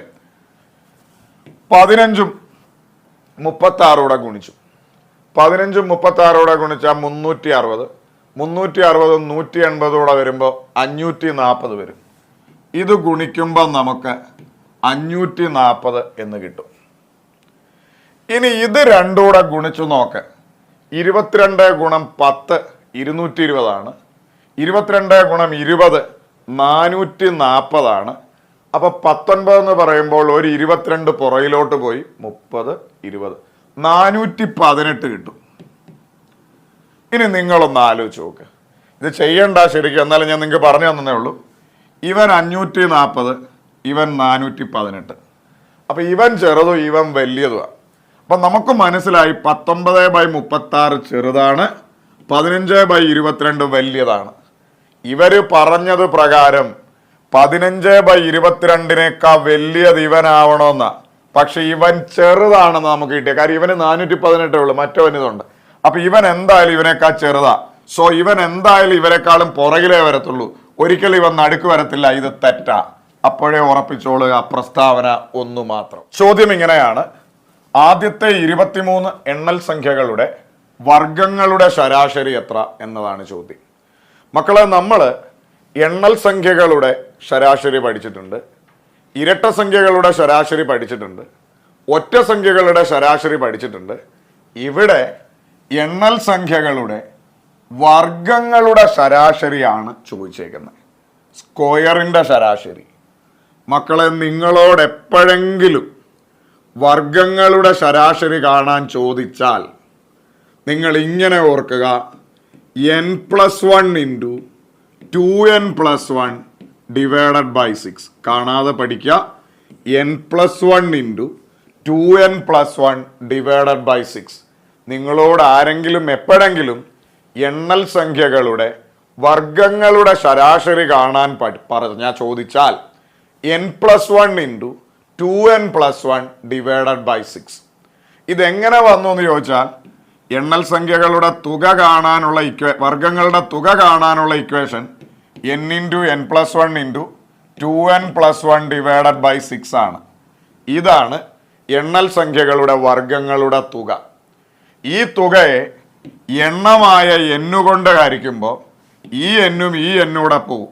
കാര്യം ശരാശരി എന്ന് പറയുന്ന കൺസെപ്റ്റ് തന്നെ തുക ഡിവൈഡഡ് ബൈ എണ്ണമാണ്. അപ്പോൾ എണ്ണൽ സംഖ്യകളുടെ വർഗങ്ങളുടെ തുക എന്ന് പറയുന്നത് n into n+1 into 2n+1 divided by 6 ആണ്. അതിൽ ഈ തുകയെ എണ്ണമായി എന്നുകൊണ്ട് വായിക്കുമ്പോഴാണ് എന്നും പോയി ഇതേണ്ട ഈ ഒരു പരുവത്തിലേക്ക് എത്തുന്നത്.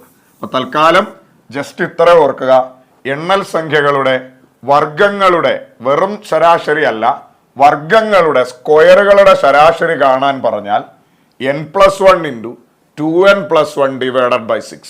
അപ്പോൾ ഇവിടെ n എന്ന് പറഞ്ഞാൽ എണ്ണം 23 എണ്ണൽ സംഖ്യകളാണ്. അപ്പോൾ 23+1 24 ഇൻറ്റു 2n, അതായത് 2 ഗുണം 23 46. 46 ഒന്നുകൂടെ കൂട്ടുമ്പോൾ 47 ഡിവൈഡഡ് ബൈ 6. 6ഉം 24ഉം നമുക്ക് വെട്ടുമ്പോൾ ഇത് 4 ആവും. 4 ഗുണം 47 ചെയ്തു നോക്കുക, നമ്മുടെ ഉത്തരം 188. അപ്പോൾ മക്കളെ, നിങ്ങളോട് ആരെങ്കിലും എപ്പോഴെങ്കിലും എണ്ണൽ സംഖ്യകളുടെ വെറും ശരാശരി അല്ല വർഗങ്ങളുടെ ശരാശരി ചോദിച്ചാൽ ഇക്വേഷൻ മറന്നു പോവണ്ട, n+1 into 2n+1 divided by 6. എന്നിൻ്റെ സ്ഥാനത്ത് എണ്ണം 23. 23 + 1 24 ഇൻറ്റു 2n 2 23 46. 46 ഒന്നും 47 ഡിവൈഡഡ് ബൈ 6 ചെയ്തു വരുമ്പോൾ 188 എന്ന് കിട്ടും. മക്കളെ, ഇതിൻ്റെ കൂട്ടത്തിൽ ഒരു കാര്യം കൂടെ നിങ്ങളെ ഓർമ്മിപ്പിക്കുന്നു. ഇതിപ്പം ഞാൻ നിങ്ങളോട് പറഞ്ഞത് വർഗങ്ങളുടെ ശരാശരിയാണ്. ഇനി നിങ്ങളോട് എപ്പോഴെങ്കിലും ക്യൂബുകളുടെ ശരാശരി ചോദിച്ചാൽ n into n+1 the whole square divided by 4 ആണ് എന്ന് മറന്നു പോകരുത്. ഒന്നുകൂടെ പറയുന്നു, n into n+1 the whole square divided by 4. ഇത് ഏതിനുള്ള ഇക്വേഷനാ? ആദ്യത്തെ എണ്ണൽ സംഖ്യകളുടെ ക്യൂബുകളുടെ ശരാശരി ഒരിടത്ത് ചോദിച്ചതാണ്. ക്യൂബുകളുടെ ശരാശരി, ക്യൂബിൻ്റെ മലയാളം ഘനങ്ങളുടെ ശരാശരി. അപ്പോൾ ആദ്യത്തെ എണ്ണൽ സംഖ്യകളുടെ ഘനങ്ങളുടെ ശരാശരി, ക്യൂബുകളുടെ ശരാശരി ചോദിച്ചാൽ n into n+1 the whole square by 4. n into n+1 the whole square by 4. നിങ്ങളോട് ചോദിക്കാം, ആദ്യത്തെ 10 എണ്ണൽ സംഖ്യകളുടെ ഘനങ്ങളുടെ ക്യൂബുകളുടെ ശരാശരി എത്ര?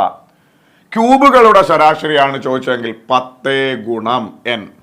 n+1 10 1 11ൻ്റെ സ്ക്വയർ 121 ഡിവൈഡഡ് ബൈ 4. അപ്പം n 10 ആണ്, 10 ഗുണം 10 1 11 11ൻ്റെ സ്ക്വയർ 121 ഡിവൈഡഡ് ബൈ 4. ഇത് വെട്ടിക്കളയുമ്പോൾ നമുക്ക് 2 ഇത് 5 ഇത് 2 കിട്ടും. ഇനി വെട്ടാനായിട്ട് ഒന്നുമില്ല. 121നെ 5 കൊണ്ട് ഗുണിക്കുമ്പോൾ ഇത് 5, 10 0 വിട്ടു, 1 5 5 6 605നെ 2 കൊണ്ട് ഭാഗിച്ചു നോക്കൂ, നമ്മുടെ ഉത്തരം 302.5 ആയിരിക്കും. അപ്പം ഇത് വെട്ടിക്കളയുമ്പോൾ 121 ഗുണം 5 605 ആണ്. 605നെ 2 കൊണ്ട് ഭാഗിച്ച് 302.5 ആയിരിക്കും. അപ്പോൾ ഒന്ന് കണ്ണടച്ച് നമ്മൾ പറഞ്ഞ 2 കാര്യങ്ങൾ ഒന്ന് ഓർത്തു നോക്കിക്കേ. വർഗങ്ങളുടെ ശരാശരിയാണ് ചോദിക്കുന്നതെങ്കിൽ, എണ്ണൽ സംഖ്യകളുടെ വർഗങ്ങളുടെ ശരാശരിയാണ് ചോദിക്കുന്നതെങ്കിൽ n+1 into 2n+1 divided by 6. ഇനി ഇതേ സ്ഥാനത്ത് ഘനങ്ങളുടെ ക്യൂബുകളുടെ ശരാശരിയാണ് ചോദിക്കുന്നതെങ്കിൽ n into n plus 1 the whole square by 4, n into n plus 1 the whole square by 4. ഒരു 2 or 3 പ്രാവശ്യം എഴുതി പഠിച്ചാലും സാരമില്ല, ഇത് പഠിക്കണം രണ്ടും. താഴെ തന്നിരിക്കുന്ന പ്രസ്താവനകൾ വായിച്ച് കൃത്യമായത് തിരഞ്ഞെടുക്കുക. 2 പ്രസ്താവനകൾ തന്നിട്ടുണ്ട്. ഒന്നാമത്തെ പ്രസ്താവന 17 മൈൽ എന്നത് 29.2 കിലോമീറ്റർ ആണ്. രണ്ടാമത്തെ പ്രസ്താവന 100 കിലോമീറ്റർ എന്നത് 62.5 മൈലാണ്. 4 ഓപ്ഷൻസ് ഉണ്ട്. മക്കളെ, ഒന്നുകിൽ പരീക്ഷയ്ക്ക് നിങ്ങളോട് മൈലിനെ കിലോമീറ്റർ ആക്കാനായിട്ട് പറയും, അല്ലെങ്കിൽ കിലോമീറ്ററിനെ മൈലാക്കാനായിട്ട് പറയും. മെട്രിക് അളവുകളിലും ഇത് ആവശ്യമുണ്ട്, അതുപോലെ തന്നെ ടൈം ആൻഡ് ഡിസ്റ്റൻസിലും ഇത് ആവശ്യമുണ്ട്. ഈ മൈല്, കിലോമീറ്റർ എന്നിവയുമായി ബന്ധപ്പെട്ട് ഒരു 3 കാര്യങ്ങൾ എനിക്ക് പറയാനുണ്ട്, പഠിച്ചു വെച്ചോളൂ. മക്കളെ, 1 മൈൽ എന്ന് പറയുന്നത് 1.6 കിലോമീറ്റർ ആണ്. ഒന്നുകൂടെ പറയുന്നു, 1 മൈൽ എന്ന് പറയുന്നത് 1.6 കിലോമീറ്റർ ആണ്. നോട്ടിൽ എഴുതിയോ? അപ്പൊ നിങ്ങളോട് ആരെങ്കിലും എപ്പോഴെങ്കിലും പറയുക, എടാ എനിക്ക് 1 മൈല് പോകാനുണ്ട് ഇനി എന്ന് പറഞ്ഞാൽ അതിൻ്റെ അർത്ഥം 1.5 കിലോമീറ്ററിന് അപ്പുറത്ത് പോകാനുണ്ടെന്ന്. 1.5 കറക്റ്റ് അല്ല, 1.5 ആയിരുന്നെങ്കിൽ 1.5 വന്നേനെ. ഇതിപ്പോ എന്തുവാ? 1.6. കണ്ടോ? അപ്പോ നിങ്ങളോട് ആരെങ്കിലും പറയുകയാണ് 1 മൈല് പോകാനുണ്ട് എന്ന് പറഞ്ഞാൽ 1.5 കിലോമീറ്ററിനപ്പുറത്ത് പോകാനുണ്ട് എന്നാണ് അർത്ഥം. 1.6 കിലോമീറ്റർ. ഓക്കെ, ഇനി നിങ്ങളോട് ആരെങ്കിലും എപ്പോഴെങ്കിലും കിലോമീറ്ററിനെ മൈലാക്കാൻ പറയുന്നു, അല്ലെങ്കിൽ മൈലിനെ കിലോമീറ്റർ ആക്കാൻ പറയുന്നു, ഇങ്ങനൊക്കെ പറയുവാണെങ്കിൽ മക്കളെ, കിലോമീറ്ററിനെ മൈലാക്കാൻ പറഞ്ഞാൽ 5/8 കൊണ്ട് മൾട്ടിപ്ലൈ ചെയ്താൽ മതി. എന്താ? 5/8. ഞാൻ പറയാം. ഇനി തിരിച്ച് മൈലിനെ കിലോമീറ്റർ ആക്കാൻ പറഞ്ഞാൽ 8/5 കൊണ്ട് മൾട്ടിപ്ലൈ ചെയ്താൽ മതി. ഇനി പല പുസ്തകത്തിൽ പല കൺവേർഷൻ ഒക്കെ ഉണ്ടാവും. പക്ഷെ ഈ കൺവേർഷൻ ഞാൻ നിങ്ങളോട് പറഞ്ഞു തരുന്നത് നിങ്ങൾക്ക് ഈസിലി ഈ കൺവേർഷൻ അക്സെപ്റ്റ് ചെയ്യാൻ പറ്റും. നിങ്ങൾ ഇതുപോലെ ഒരു കൺവേർഷൻ വേറെ കണ്ടിട്ടുണ്ട്, 5/18 18/5. ആലോചിച്ച് നോക്ക്. കിലോമീറ്റർ പെർ അവറിനെ മീറ്റർ പെർ സെക്കൻഡ് ആക്കാൻ ആലോചിച്ച് നോക്ക്. 5/18 കൊണ്ട് മൾട്ടിപ്ലൈ ചെയ്യണം. മീറ്റർ പെർ സെക്കൻഡിനെ കിലോമീറ്റർ പെർ അവർ ആക്കാൻ 18/5 കൊണ്ട് മൾട്ടിപ്ലൈ ചെയ്യണം. നിങ്ങൾ പഠിച്ചതല്ലേ? ആലോചിച്ച് നോക്ക്. അതേപോലെ അവിടെ 18, ഇവിടെ 5, 5/18 ഇവിടെ 5/8, 18/5 സ്ഥാനത്ത് ഇവിടെ 8/5. ഒരു 1 അങ്ങ് കളഞ്ഞാൽ മതി. അതുകൊണ്ടാണ് ഞാൻ ഇത് പറഞ്ഞത് 5/8 8/5. അപ്പൊ നിങ്ങളോട് ആരെങ്കിലും കിലോമീറ്ററിനെ മൈലാക്കാൻ പറഞ്ഞാൽ 5/8 കൊണ്ട് മൾട്ടിപ്ലൈ ചെയ്യാം. മൈലിനെ കിലോമീറ്റർ ആക്കാൻ പറഞ്ഞാൽ 8/5 കൊണ്ട് മൾട്ടിപ്ലൈ ചെയ്യാം. ഇതിൽ ഏതെങ്കിലും ഒരെണ്ണം അങ്ങ് കാണാതെ പഠിക്കുക, മറ്റേത് തിരിച്ചു വരും. ഓക്കെ ആണ്. നമ്മൾ കൂടുതലും കാണുന്നത് കിലോമീറ്റർ ആണ്. അപ്പൊ കിലോമീറ്ററിനെ തിരിച്ച് മൈലാക്കാൻ പറഞ്ഞാൽ 5/8 കൊണ്ട് മൾട്ടിപ്ലൈ ചെയ്യാം. നോർമലി 5/8 കൊണ്ട് മൾട്ടിപ്ലൈ ചെയ്യാം. തിരിച്ച് ഒരുപാട് കാണാത്ത മൈലിനെ കിലോമീറ്റർ ആക്കാൻ പറഞ്ഞാൽ 8/5 കൊണ്ട് മൾട്ടിപ്ലൈ ചെയ്യാം. ഇത് കൺവേർഷൻ പെട്ടെന്ന് കിട്ടാനായിട്ട് പറയുന്നു. കൂടുതലും കാണുന്ന കിലോമീറ്ററാ, അപ്പൊ അതിനെ മൈലാക്കാനായിട്ട് കൂടുതലും കാണുന്ന ഫ്രാക്ഷനായ, കൂടുതലും ഫ്രാക്ഷനിൽ ചെറുത് മേളിലും വലുത് താഴെയല്ലേ, 5/8 കൊണ്ട് മൾട്ടിപ്ലൈ ചെയ്യാം. ഇനി മൈലിനെ കിലോമീറ്റർ ആക്കാൻ പറഞ്ഞാൽ മൈല് കുറവാ കാണുന്നേ, അതിനെ കിലോമീറ്റർ ആക്കാൻ പറഞ്ഞാൽ കുറവ് കാണുന്ന ഫ്രാക്ഷൻ അല്ലേ, മേളി വലിയത് വരുന്ന കുറവല്ലേ, 8/5 കൊണ്ട് മൾട്ടിപ്ലൈ ചെയ്യാം. മനസ്സിലായോ? അപ്പോ ഈ ഒരു സാധനം നിങ്ങളൊന്ന് പഠിച്ചു വെച്ചാൽ പ്രയോജനപ്പെടും. അപ്പൊ കിലോമീറ്ററിനെ മൈലാക്കാൻ കുറവ് കാണുന്ന, കൂടുതൽ കാണുന്ന കിലോമീറ്റർ ഒത്തിരി ഉണ്ട്. അപ്പൊ കിലോമീറ്ററിനെ മൈലാക്കാൻ മക്കളെ 5/8 കൊണ്ട് മൾട്ടിപ്ലൈ ചെയ്യാം. മൈലിനെ കിലോമീറ്റർ ആക്കാൻ 8/5 കൊണ്ട് മൾട്ടിപ്ലൈ ചെയ്യാം. ഓക്കെ ആണ്, മുമ്പോട്ട് പോവാം. അപ്പൊ മൈല്, കിലോമീറ്റർ, ഇതുമായി ബന്ധപ്പെട്ട് നമ്മൾ പഠിച്ച കാര്യങ്ങളെല്ലാം 3 കാര്യങ്ങൾ ഒന്ന് കണ്ണടച്ച് ആലോചിച്ച് നോക്കേ. നിങ്ങളോട് ആരെങ്കിലും പറയുക എനിക്ക് 1 മൈലൂടെ പോകാനുണ്ട് എന്ന് പറഞ്ഞാൽ 1.5 കിലോമീറ്ററിന് അപ്പുറത്ത് 1.6 കിലോമീറ്റർ. പിന്നെ നിങ്ങളോട് ആരെങ്കിലും പറയുക കിലോമീറ്ററിനെ മൈലാക്കട ഒന്നുമില്ല, 5/8 കൊണ്ട് മൾട്ടിപ്ലൈ ചെയ്യാം. ഇനി നിങ്ങളോട് ആരെങ്കിലും പറയാ മൈലിനെ കിലോമീറ്റർ ആക്കുക, ഒന്നുമില്ല, 8/5 കൊണ്ട് മൾട്ടിപ്ലൈ ചെയ്യുക, സെറ്റാണ്. ഇനി ആദ്യത്തേതിലേക്ക് വരാം. 17 മൈൽ എന്നത് 29.2 കിലോമീറ്റർ. നമുക്ക് ഈ മൈലിനെ ഒന്ന് കിലോമീറ്ററിലേക്ക് മാറ്റാം. അപ്പൊ ആലോചിച്ചേ, മൈലിനെ കിലോമീറ്റർ ആക്കാൻ 8/5 കൊണ്ട് മൾട്ടിപ്ലൈ ചെയ്യുക. കണക്ട് ചെയ്യാൻ എളുപ്പം. മൈല് വളരെ കുറവാണ്. അപ്പൊ കുറവുള്ള സാധനത്തെ മാറ്റുന്നേ. അപ്പൊ കുറവുള്ള ഭിന്നസംഖ്യ, മേളിൽ വലിയത് വരുന്നത് വളരെ കുറവായ ഭിന്നസംഖ്യ, കൂടുതലും ചെറുതും വലുതുമായിട്ടാണ് വരുന്നത്. അപ്പൊ 8/5 കൊണ്ട് മൾട്ടിപ്ലൈ ചെയ്യുക. അപ്പൊ 17 മൈലിനെ കിലോമീറ്റർ ആക്കാൻ 8/5 കൊണ്ട് മൾട്ടിപ്ലൈ ചെയ്യുക. വെട്ടാനായിട്ടൊന്നുമില്ല. അപ്പൊ നമ്മൾ 17ഉം 8ഉം കൂടെ ഗുണിക്കുക. 17ഉം 8ഉം കൂടെ ഗുണിച്ചാൽ 8 10 80, 8 7 56. അങ്ങനെ 80ഉം 56ഉം വരുമ്പോൾ 136 വരും. 136നെ 5 കൊണ്ട് 2 10 3 6 7 35 പോയിന്റ് വന്നു. 1 0 27.2 ആണ്. 29.2 എന്നാണ് കിടക്കുന്നത്. തെറ്റാടാ മക്കളെ, തെറ്റാണ്. അപ്പോൾ ആദ്യത്തേത് തെറ്റാണ് എന്ന് മനസ്സിലായി. ഇനി രണ്ടാമത്തേത്, 100 കിലോമീറ്റർ എന്നത് 62.5 മൈലാണ്. മക്കളെ, കിലോമീറ്ററിനെ മൈലിലേക്ക് കൊണ്ടുവരണം. കൺവേർഷൻ ആലോചിക്കേ. നമുക്കറിയാം 5/8 8/5 ആണ്. കിലോമീറ്ററിനെ മൈലിലേക്ക് കൊണ്ടുവരണം. കിലോമീറ്റർ ഒത്തിരി ഉള്ള ഒരു സാധനമാണ്, നമ്മൾ എപ്പോഴും കാണുന്ന. അപ്പൊ ആ കൺവേർഷൻ മാറ്റാനായിട്ട് നമ്മൾ എപ്പോഴും കാണുന്ന, കൂടുതലും കാണുന്ന സാധാരണമായ ഭിന്നസംഖ്യ, മേളിൽ ചെറുതും താഴെ വരുന്നു, 5/8. ഒന്നുകൂടെ ആവർത്തിച്ച് പറയുന്നു, കിലോമീറ്ററിനെ മൈലാക്കാൻ 5/8 കൊണ്ട് മൾട്ടിപ്ലൈ ചെയ്യാം. അപ്പൊ 100 കിലോമീറ്ററിനെ മൈലാക്കാൻ 5/8 കൊണ്ട് മൾട്ടിപ്ലൈ ചെയ്യുന്നു.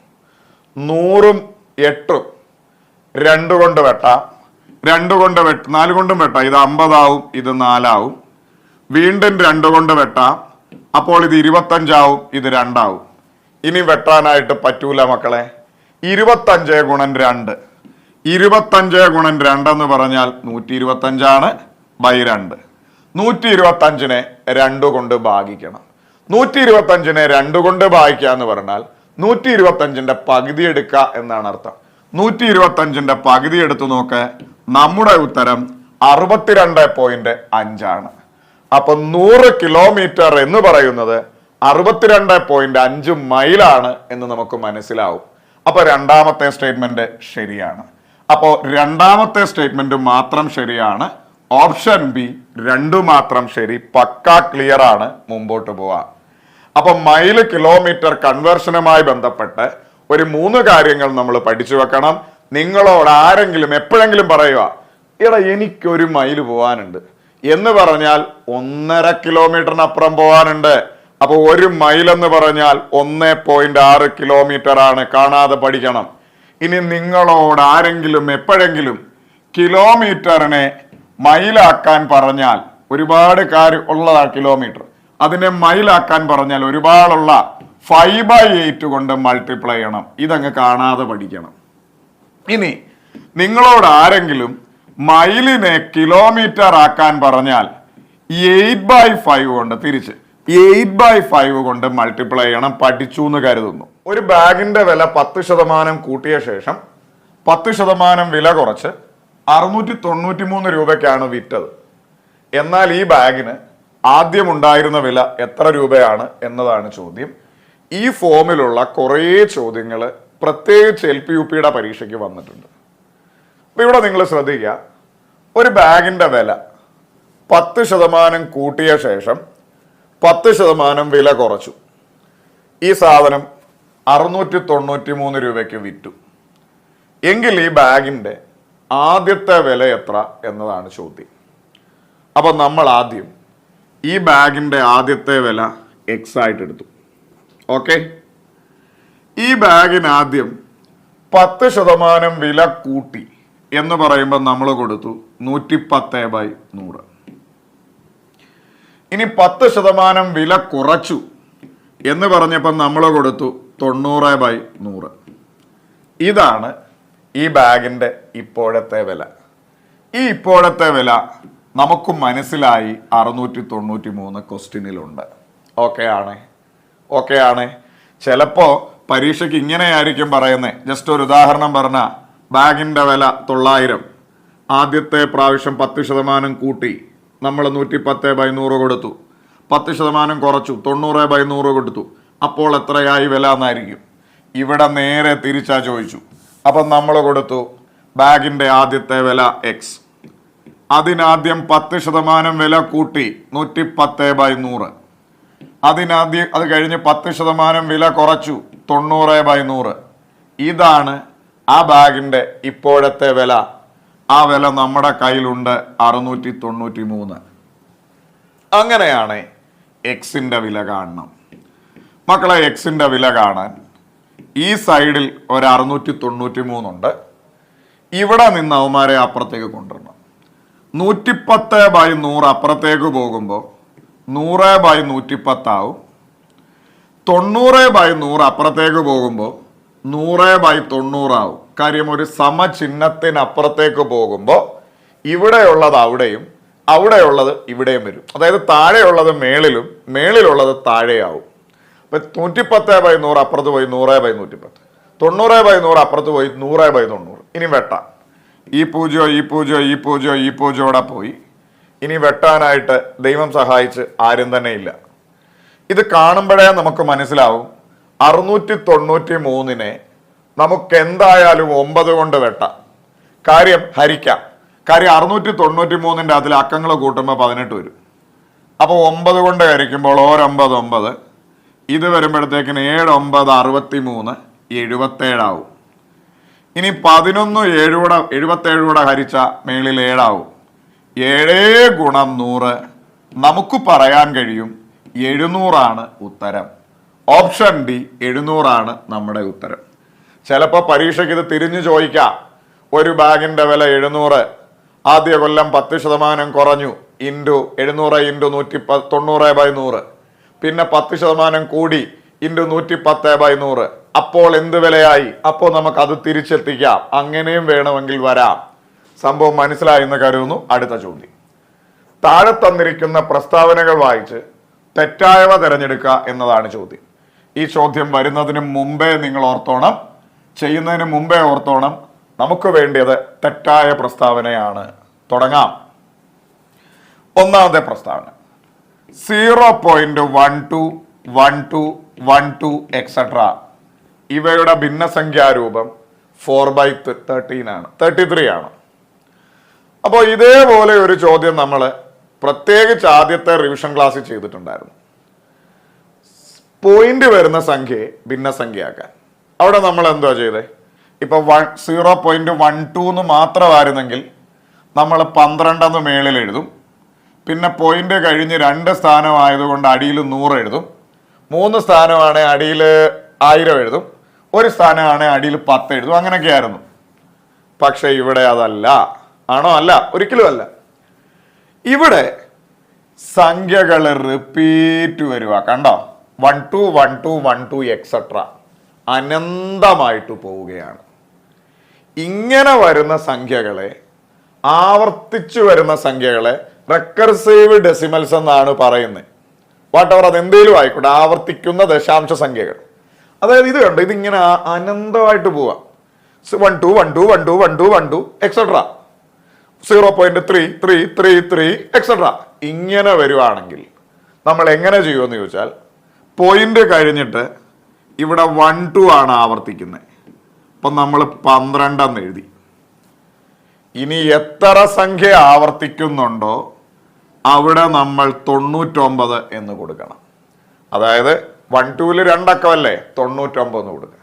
ഇനി ഒരക്കമാണ് ആവർത്തിക്കുന്നതെങ്കിൽ അടിയിൽ നമ്മൾ 9 എന്ന് കൊടുക്കുക.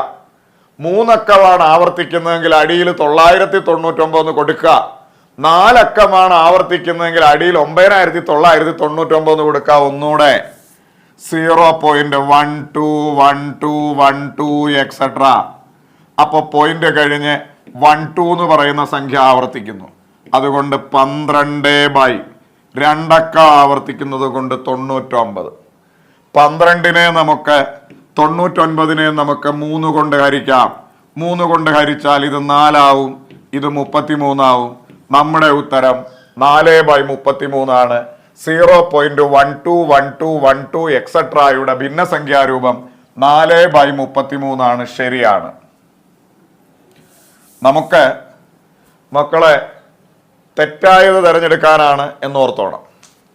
ഇനി 0.444 എക്സെട്രായുടെ വർഗമൂലം ഇതാണ് എന്നാണ് പറയുന്നത്.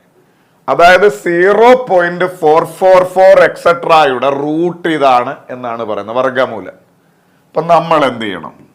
0.444 എക്സെട്ര എന്താണെന്ന് ആലോചിക്കണം. മക്കളെ, ഇത്തരം ചോദ്യങ്ങളിൽ എത്തരം എക്സെട്ര എന്ന് അനന്തമായിട്ട് പോവുകയാണെങ്കിൽ നമ്മൾ 4 എഴുതുക. ഇനി പോയിന്റ് കഴിഞ്ഞിട്ട് ഒരു സ്ഥാനമാണ് ആവർത്തിക്കുന്നത്, അതുകൊണ്ട് അടിയിൽ 9 കൊടുക്കുക. അനന്തമായിട്ട് പോവാണെങ്കിൽ അടിയിൽ എന്തായാലും 9 ആയിരിക്കും.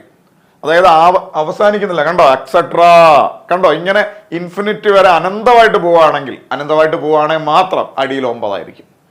ഒരു സംഖ്യയാണെ 9, 2 സംഖ്യയാണെ 99, 3 സംഖ്യയാണെ 999, ഇങ്ങനെ പോകും. അപ്പൊ 4/9 ആണിത്. ഇനി നമുക്ക് ഇവരുടെ റൂട്ട് എടുക്കണം. 4/9ന്റെ റൂട്ട് എടുത്തേടാ മക്കളെ. 4ന്റെ റൂട്ട് 2, 9ന്റെ റൂട്ട് 3. നമുക്ക് പറയാം 2/3 ആണ്. ശരിയാണ് രണ്ടാമത്തേത്.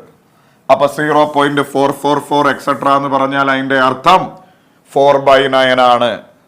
4 അതിന്റെ വർഗമൂലം, 4ന്റെ വർഗമൂലം 2, 9ന്റെ വർഗമൂലം 3, 2/3. അടുത്ത് 0.125ന്റെ ഭിന്നസംഖ്യാരൂപം. മക്കളെ, ഞാൻ എഴുതിയ ടൈപ്പിങ്ങിൽ ഒരു ചെറിയ മിസ്റ്റേക്ക് ഉണ്ട്, ശ്രദ്ധിക്കുക. ഈ 125ന് മാത്രമേ ഉള്ളൂ ബാർ. 0 ഞാൻ ഇട്ടപ്പോ ഒരുമിച്ചായി പോയി, 0ക്കില്ല. 0.125ന്റെ ഭിന്നസംഖ്യാരൂപം ഇതാണ് എന്നാണ് പറയുന്നത്. അപ്പൊ ഇവിടെ 125ന് മേളിൽ ഒരു ബാറുണ്ട് എന്ന് പറഞ്ഞാൽ അതിൻ്റെ അർത്ഥം ബാറിന് താഴെയുള്ള സംഖ്യകൾ ആവർത്തിക്കുന്നു എന്നാണ്. ശരിക്കും പറഞ്ഞാൽ ഇവനെ ഇങ്ങനെയാ ഉദ്ദേശിക്കുന്നത്. 0.125, 125, 125 എക്സെട്ര. കണ്ടോ, ഇതാണ് ഉദ്ദേശിക്കുന്നത്. അത് വലുതാക്കി എഴുതാതിരിക്കാൻ വേണ്ടിയിട്ടാണ് ഞാൻ പറഞ്ഞത്. ബാറിന് താഴെയുള്ള ആളുകൾ ആവർത്തിക്കുന്നു. അപ്പൊ ഇതിന്റെ അർത്ഥം എന്തുവാ? 0.125, 125, 125 എക്സെട്ര അനന്തമായി ആവർത്തിക്കുന്നു. അപ്പൊ നമ്മൾ അവരെ എന്ത് ചെയ്യും? 125 ആവർത്തിക്കുന്നത്, അത് എഴുതി. അടിയില് 999 എന്ന് എഴുതി. 3 സംഖ്യ ആവർത്തിക്കുന്നത് കൊണ്ട് 125/999. പക്ഷെ ഇവിടെ 125/950 എന്നാണ് കിടക്കുന്നത്. അത് തെറ്റാണ്.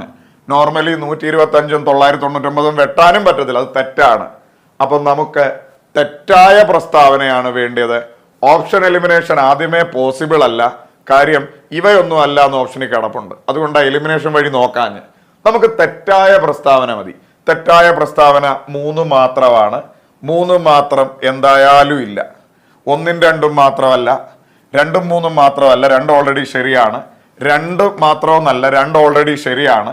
ഇവയൊന്നുമല്ല എന്ന് ഇത്തരത്തിലുള്ള കേസുകളിൽ ഉത്തരം വരാം. അപ്പൊ ഇങ്ങനെയും ചോദ്യങ്ങൾ വരാം, അത് ഓർത്തോളുക. അപ്പൊ മക്കളെ, ഒരു 2 ഉദാഹരണങ്ങളോടെ നിനക്ക് ഞാൻ പറഞ്ഞു തരാം. 0.3 ബാർ എങ്ങനെ ചെയ്യും? ഇതിന്റെ അർത്ഥം 0.333 എക്സെട്ര എന്നാണ്. കാര്യം ബാറിന് താഴെയുള്ളവർ ഇൻഫിനിറ്റ് ആയിട്ട് ആവർത്തിക്കുന്നു. നമുക്ക് അവരെ 3/9 എന്ന് എഴുതാം. ഒരു സംഖ്യ ആവർത്തിച്ചാൽ 9. ഇത് വെട്ടിക്കളയുമ്പോ 1/3. 0.25 ബാർ എന്ന് പറഞ്ഞാൽ അതിന്റെ അർത്ഥം 0.252525 എക്സെട്ര. കാര്യം ബാറിന് താഴെയുള്ളവർ ഇൻഫിനിറ്റായി അനന്തമായി ആവർത്തിക്കുന്നു. അപ്പം നമ്മൾ അവരെ 25 എന്ന് എഴുതി. 2 സംഖ്യ ആവർത്തിച്ചത് കൊണ്ട് 99. ചോദ്യം ഇങ്ങനെയാണ്: ഒരു ക്ലോക്കിലെ 1, 4, 8 എന്നീ സംഖ്യകൾ യോജിപ്പിച്ച് വരയ്ക്കുന്ന ത്രികോണത്തിന്റെ ഏറ്റവും വലിയ കോണിന്റെ അളവെത്ര എന്നതാണ് ചോദ്യം. SCERT ടെക്സ്റ്റിലെ ചോദ്യമാണ്. അപ്പം മക്കളെ, ഒരു ക്ലോക്ക് ഉണ്ട്.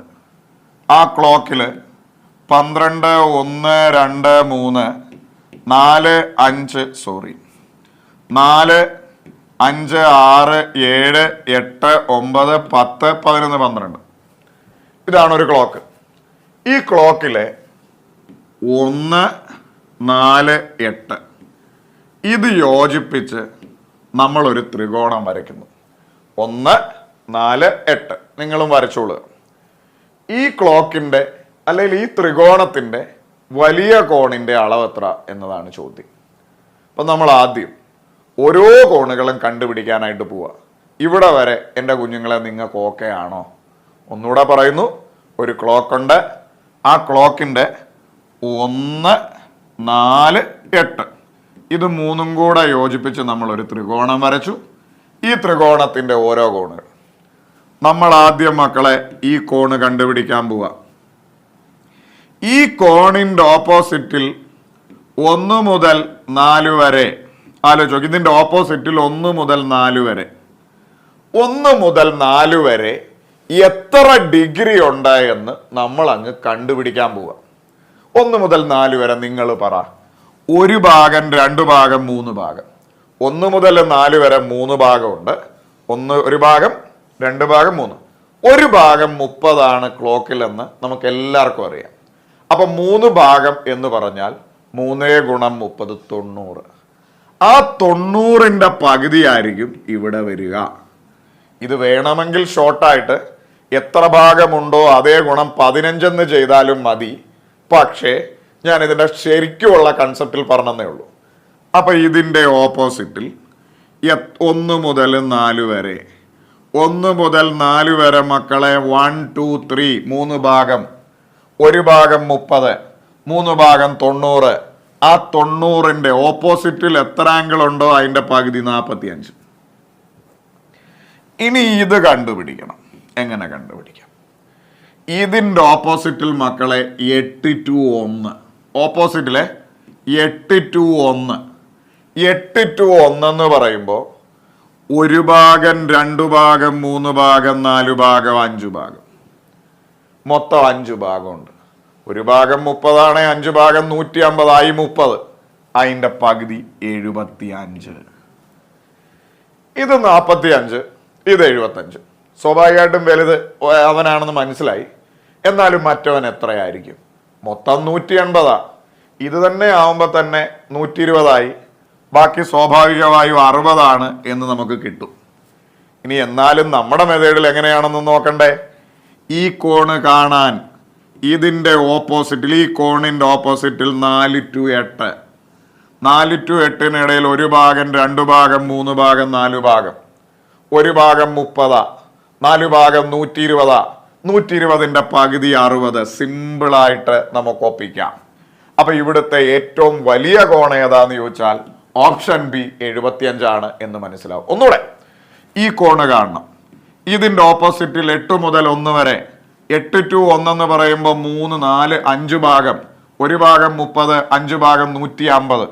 150ന്റെ പകുതിയായിരിക്കും ഇവിടെ വരിക. ഇനി ഈ കോണ് കാണണം. ഇതിന്റെ ഓപ്പോസിറ്റിൽ 1 to 4 1 to 4 1, 2, 3 ഭാഗം. 1 ഭാഗം 30, 3 ഭാഗം 90. 90ന്റെ പകുതി 45. ഇനി ഈ കോണ് കാണണം. ഇതിന്റെ ഓപ്പോസിറ്റിൽ 4 to 8 1 ഭാഗം, 2 ഭാഗം, 3 ഭാഗം, 4 ഭാഗം.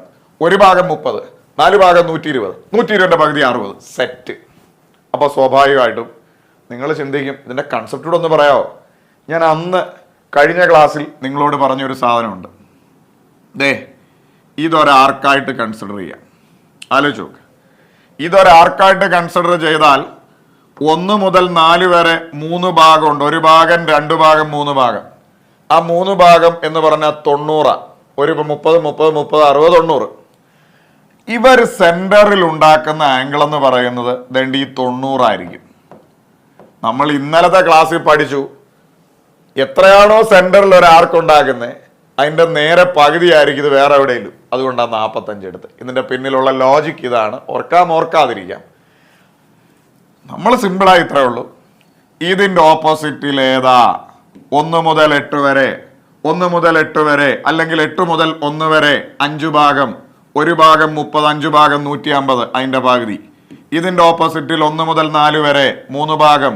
1 ഭാഗം 30, 3 ഭാഗം 90. 90ന്റെ പകുതി 45. ഇതിന്റെ ഓപ്പോസിറ്റിൽ 1 4 മുതൽ 8 വരെ 120, 120ന്റെ പകുതി 60, സെറ്റാണ് ഇവിടുത്തെ ഉത്തരം 75. അടുത്ത് 120 ഘന സെന്റിമീറ്റർ ഉപരിതല പരപ്പളവുള്ള 2 അർദ്ധഗോളങ്ങൾ ചേർത്ത് വെച്ചാൽ കിട്ടുന്ന ഗോളത്തിന്റെ ഉപരിതല പരപ്പളവ് എത്ര എന്നതാണ് ചോദ്യം.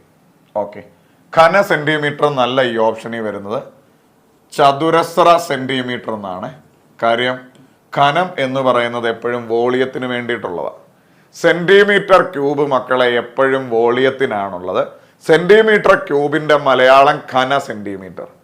ഇനി സെന്റിമീറ്റർ സ്ക്വയർ എന്ന് പറയുന്നത് മക്കളെ എപ്പോഴും ഏരിയക്കാണുള്ളത്. ഏരിയയുടെ സെന്റിമീറ്റർ സ്ക്വയറിന്റെ മലയാളം ചതുരശ്ര സെന്റിമീറ്റർ എന്നാ. ചതുരശ്ര സെന്റിമീറ്റർ. അപ്പൊ ഇവിടെ ചതുരശ്ര എന്നാണ് വരുന്നത്. അപ്പോ 120 ചതുരശ്ര സെന്റിമീറ്റർ ഉപരിതല പരപ്പളവുള്ള 2 അർദ്ധഗോളങ്ങൾ ചേർത്ത് വെച്ചാൽ കിട്ടുന്ന ഗോളത്തിന്റെ ഉപരിതല പരപ്പളവ് എത്ര എന്നതാണ് ചോദ്യം. ചോദ്യം നല്ല രസമുണ്ട്. അപ്പൊ ഈ ചോദ്യത്തിലേക്ക് പോകുന്നതിന് മുമ്പ് മക്കളെ ഗോളത്തെക്കുറിച്ചും അർദ്ധഗോളത്തെക്കുറിച്ചും നിർബന്ധമായും അറിയേണ്ട ഒരു 2-3 കാര്യങ്ങൾ ഞാനൊന്ന് പറഞ്ഞു തരികയാണ്, ശ്രദ്ധിക്കുക മക്കളെ. ഇതാണ് ഗോളം. ഗോളം എന്ന് പറഞ്ഞാൽ ഒരു മുഖമുള്ള ത്രിമാന രൂപത്തെയാണ് ഗോളം എന്ന് വിളിക്കുന്നു. നമ്മുടെ ലഡു, പന്ത്, ഇങ്ങനെയുള്ളതൊക്കെ സാധനങ്ങൾ, തേങ്ങ പൊളിച്ചത്, ഇതൊക്കെ ഗോളമാണ് ആണേ. ഇനി ഒരു ഗോളത്തിന്റെ വോളിയം കാണാനുള്ള ഇക്വേഷൻ 4/3 πr³ ആണ്. ഓർത്ത് വെച്ചോളൂ. കഴിഞ്ഞ ക്ലാസ് ഞാൻ പറഞ്ഞ വോളിയത്തിന്റെ മലയാളം വ്യാപ്തം, കപ്പാസിറ്റി, ഉള്ളളവ്, ഇതെല്ലാം ഒന്ന് തന്നെ. വോളിയം, വ്യാപ്തം, ഉള്ളളവ് കാണാനുള്ള ഇക്വേഷൻ 4/3 πr³ ആണ്. ഇനി ഗോളത്തിന്റെ പകുതിയാണ് മക്കളെ അർദ്ധഗോളം. ഗോളത്തെ നേർ പകുതിയായി മുറിച്ചത്. അപ്പൊ അർദ്ധഗോളത്തിന് സ്വാഭാവികമായും 2 മുഖങ്ങളുണ്ട്. ആലോചിച്ച് നോക്ക്. ഗോളത്തെ മുറിക്കുമ്പോൾ നിങ്ങൾക്ക് എന്തായാലും ഇപ്പോൾ ഒരു ലഡുവിനെ കട്ട് ചെയ്യുമ്പോൾ ഈക്വൽ ആയിട്ട് കട്ട് ചെയ്താൽ ലഡുവിന് ഇവിടെ ഒരു വട്ട ഫേസും കിട്ടും, ഇവിടെ ഒരു കേർവ്ഡ് ആയിട്ടുള്ള ഫേസും കിട്ടും. ഇതൊരു പ്ലെയിൻ വൃത്തമാണ്, ഇതൊരു വളഞ്ഞ ഫേസ്. അപ്പൊ 2 മുഖങ്ങളുണ്ട് എന്ന് മനസ്സിലായി. ഗോളത്തിന് ഒന്നേ ഉള്ളൂ. ഇപ്പോ ഗോളത്തിന്റെ പകുതി അർദ്ധഗോളം. അപ്പൊ അതിന്റെ വോളിയം നമുക്ക് ഈസി ആയിട്ട് കണക്ട് ചെയ്യാം. 2/3 πr³. മലയാളത്തിൽ പറഞ്ഞാൽ അർദ്ധഗോളത്തിന്റെ വോളിയം, വ്യാപ്തം, ഉള്ളളവ് 2/3. അവിടെ 4/3, ഇവിടെ 2/3. അവിടെ 4/3, ഇവിടെ 2/3. അവിടെ 4/3, ഇവിടെ 2/3. ഓക്കെ ആണ്. ഇനി ഇവന്റെ ഉപരിതല വിസ്തീർണം, ഇംഗ്ലീഷിൽ അവരെ ടോട്ടൽ സർഫസ് ഏരിയ എന്ന് പറയും. അത് 4 πr² ആണ് എന്ന് മനസ്സിലാക്കിയോണം. 4 πr². അത് കണക്ട് ചെയ്യാനായിട്ട് ഞാനൊരു ഐഡിയ പറയാം. ദൂരെ ഒരു വലിയ, നമ്മൾ ഇൻസ്റ്റാഗ്രാമിലൊക്കെ കാണാറില്ലേ, വലിയ ബോൾ ഇങ്ങനെ ഉരുട്ടുന്ന കാണാറില്ലേ? ദൂരെ ഒരു വലിയ ബോൾ ഇങ്ങനെ ഇരിക്കുകയാണ്. അപ്പൊ ഇവിടെ നോക്കുമ്പോൾ നമുക്ക് ഒരു വട്ടമായിട്ടാണ് തോന്നുന്നത്. അപ്പോൾ ഒരു വട്ടത്തിന്റെ വിസ്തീർണം എന്ന് പറയുന്നത് πr². ഉപരിതല പരപ്പളവ് എന്ന് പറഞ്ഞാൽ എല്ലായിടത്തെയും വിസ്തീർണം. ഇനി ഞാൻ ആ സൈഡിൽ നിന്ന് നോക്കിയാലും ഒരു വട്ടമായിട്ടാണ് കാണുന്നത്. അപ്പോഴും എനിക്ക് πr² ആ വിസ്തീർണം എന്ന് മനസ്സിലാവും. ഞാൻ ഇനി പുറകിൽ നിന്ന് പോയി നോക്കിയാലും ഞാനൊരു വട്ടമായിട്ടാണ് കാണുന്നത്. അപ്പോഴും എനിക്ക് πr² ആണെന്ന് കിട്ടും. അതായത് 4 സൈഡിൽ നിന്ന് നോക്കിയാലും എനിക്ക് 4 വട്ടങ്ങൾ കാണാൻ പറ്റും. ഒരു വട്ടം πr² ആണ്, അപ്പൊ 4 വട്ടം 4 πr² ആണ് എന്ന് മനസ്സിലാവും. ഓക്കെ ആണോ? അപ്പോ ഉപരിതല വിസ്തീർണം, ടോട്ടൽ സർഫസ് ഏരിയ, മൊത്തത്തിലുള്ള വിസ്തീർണം, മൊത്തത്തിൽ എന്ന് പറയുന്നത് 4 πr² ആണ്. ഉപരിതല പരപ്പളവ് എന്നായിരിക്കും ചിലപ്പോൾ പറയാൻ പോകുന്നത്. ഇനി ഇതേ സ്ഥാനത്ത് ചില കുഞ്ഞുങ്ങൾ വിചാരിക്കും അവിടെ 4 πr², ഇവിടെ 2 πr². എന്നാ ഇത് തെറ്റാ.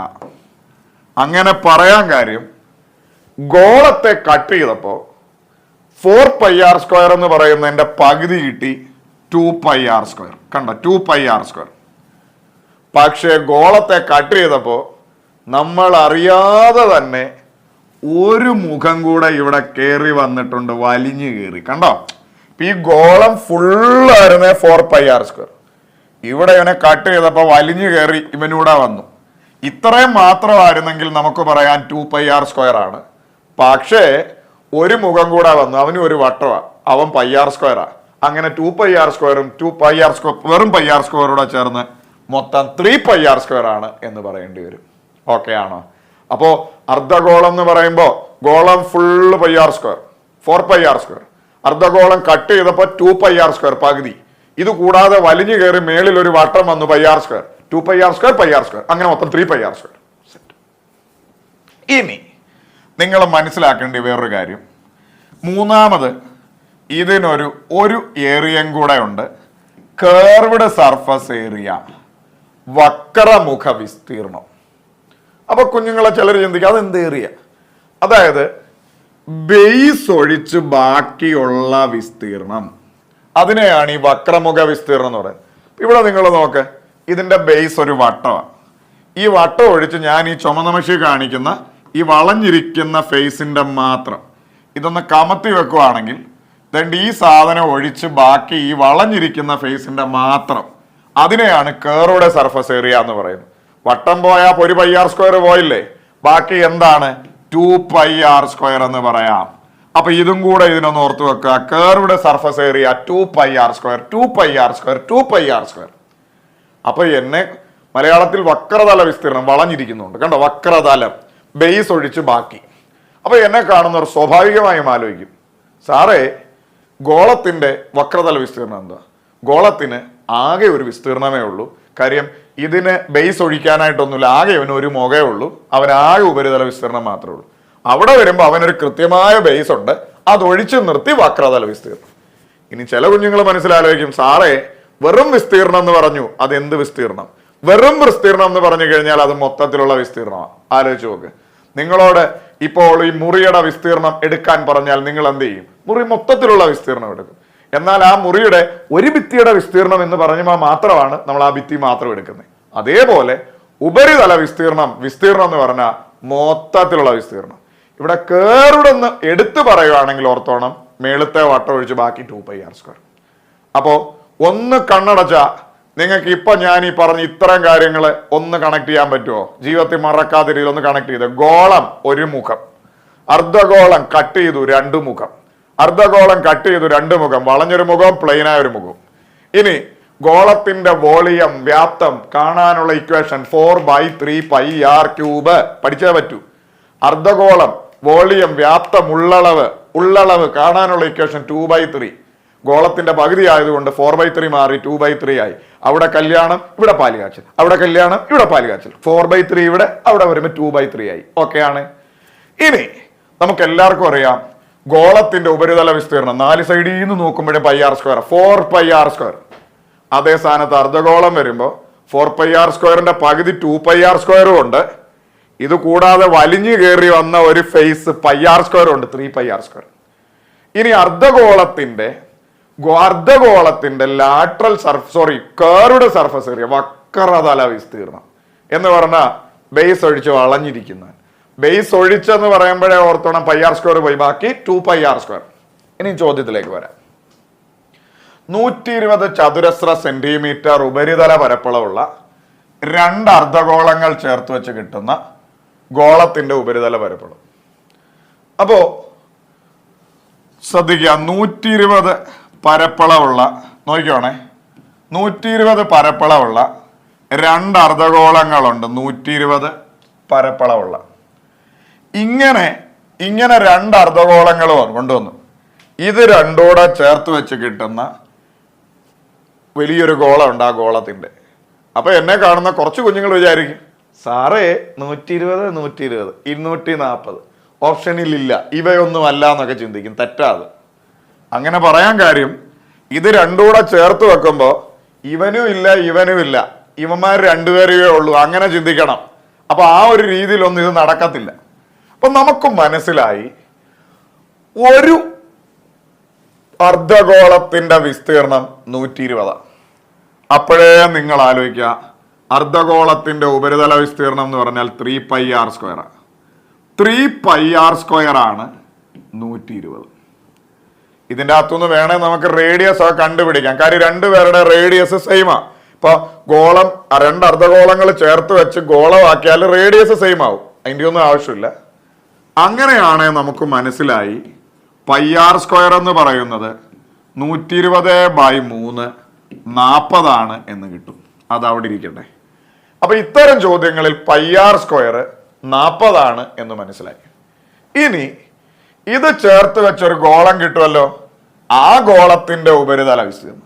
ഗോളത്തിന്റെ ഉപരിതല വിസ്തീർണം കാണാൻ നമുക്ക് എല്ലാവർക്കും അറിയാം 4πr². എടാ πr² മൊത്തത്തിൽ 40. 4πr² എന്ന് പറഞ്ഞാൽ 4 × 40 160 എന്ന് മനസ്സിലാവും. Option C is our answer. അപ്പൊ എന്നെ കാണുന്നവർ സ്വാഭാവികമായും ചിന്തിക്കും, സാറേ ഇതൊക്കെ ഇങ്ങനെയൊക്കെ പറ്റുമോ? ഉറപ്പായിട്ടും. അപ്പൊ അവിടെ എന്തുകൊണ്ട് മാറ്റമൊന്നും വരത്തില്ലേ? മോനെ, 2 അർദ്ധഗോളം വെച്ചൊരു ഗോളം ഉണ്ടാക്കിയാലും ഒരു ഗോളത്തെ മുറിച്ച് 2 അർദ്ധഗോളം ഉണ്ടാക്കിയാലും അവിടുത്തെ റേഡിയസ് എന്ന് പറയുന്ന സാധനം സെയിം ആയിരിക്കും.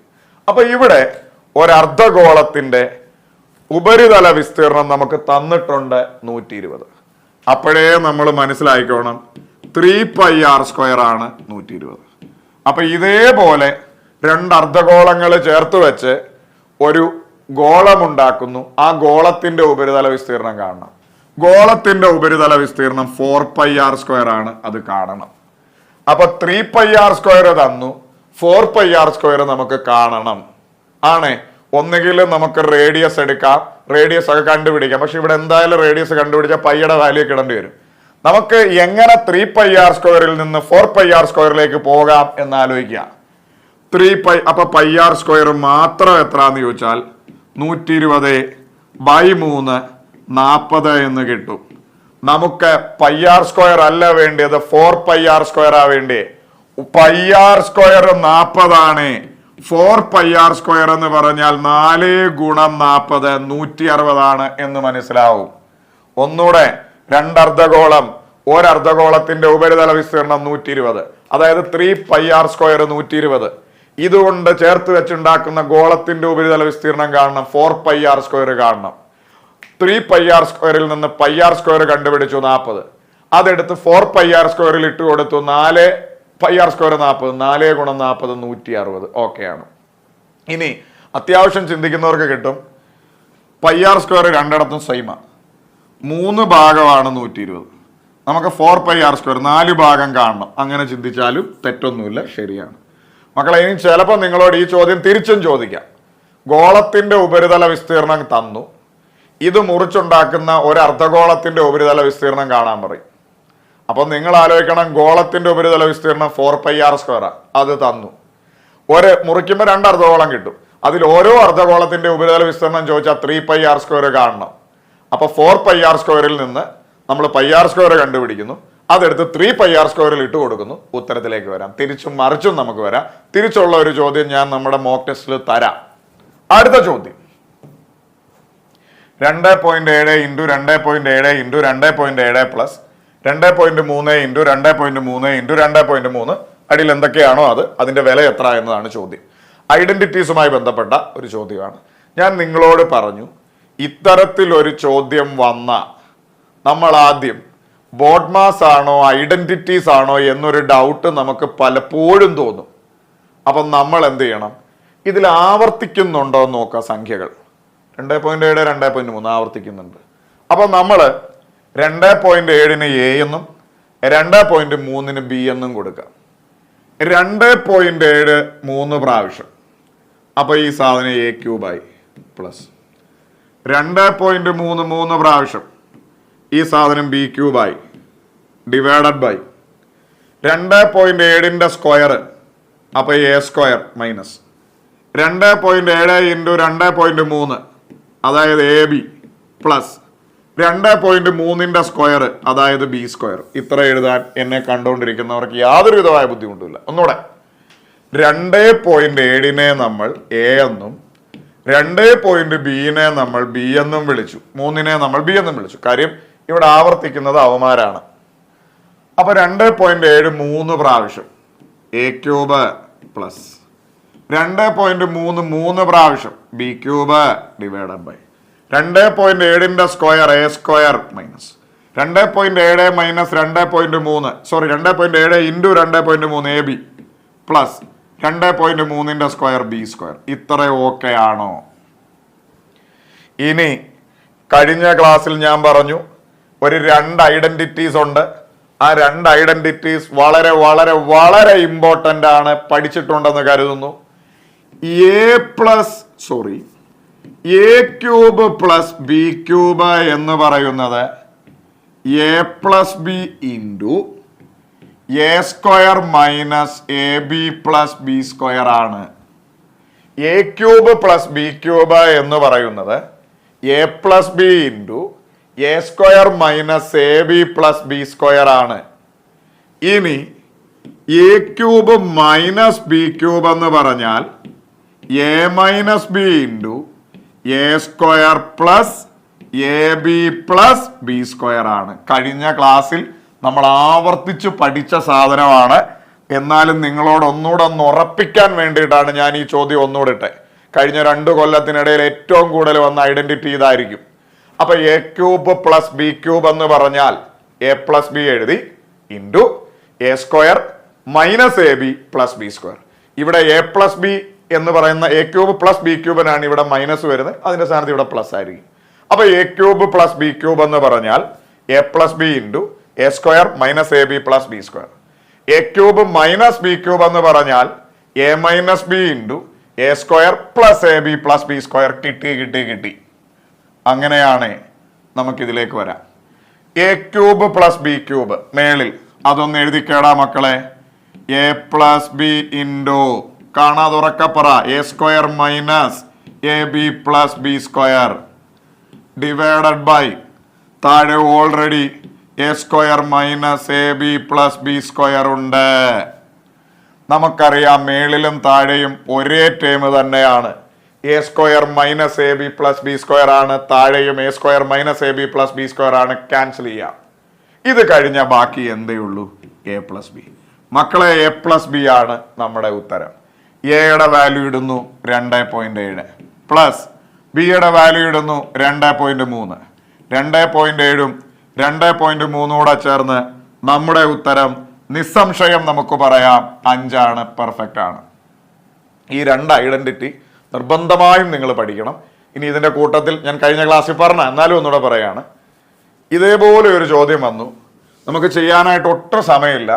ഒരു 90% ഈ A cube plus b cube ആണെങ്കിൽ ലാസ്റ്റിൽ ആൻസർ വരുന്ന ഡിനോമിനേറ്ററിലൊക്കെ ആളുണ്ട് എ പ്ലസ് ബി ആയിരിക്കും. 2.7ഉം 2.3 കൂടെ കൂട്ടി 5. ഇവിടെ മൈനസ് ആണ്, എ മൈനസ് ബി ആണ്. പക്ഷെ ഉറപ്പിച്ചോണം ഈ ഒരു പാറ്റേണിലാണോ വരുന്നതെന്ന്. ഈ പാറ്റേണിൽ അല്ലാത്ത ചോദ്യം ഡിഗ്രി പ്രിലിംസിന് വന്നിട്ടുണ്ട്.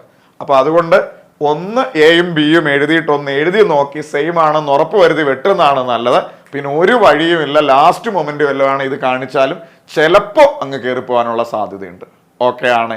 അപ്പൊ ഈ 2 ഐഡന്റിറ്റി നിങ്ങൾ മറക്കരുത്. വീണ്ടും പറയുന്നു, a cube plus b cube എന്ന് പറഞ്ഞാൽ a plus b into a square minus a b plus b square ആണ്.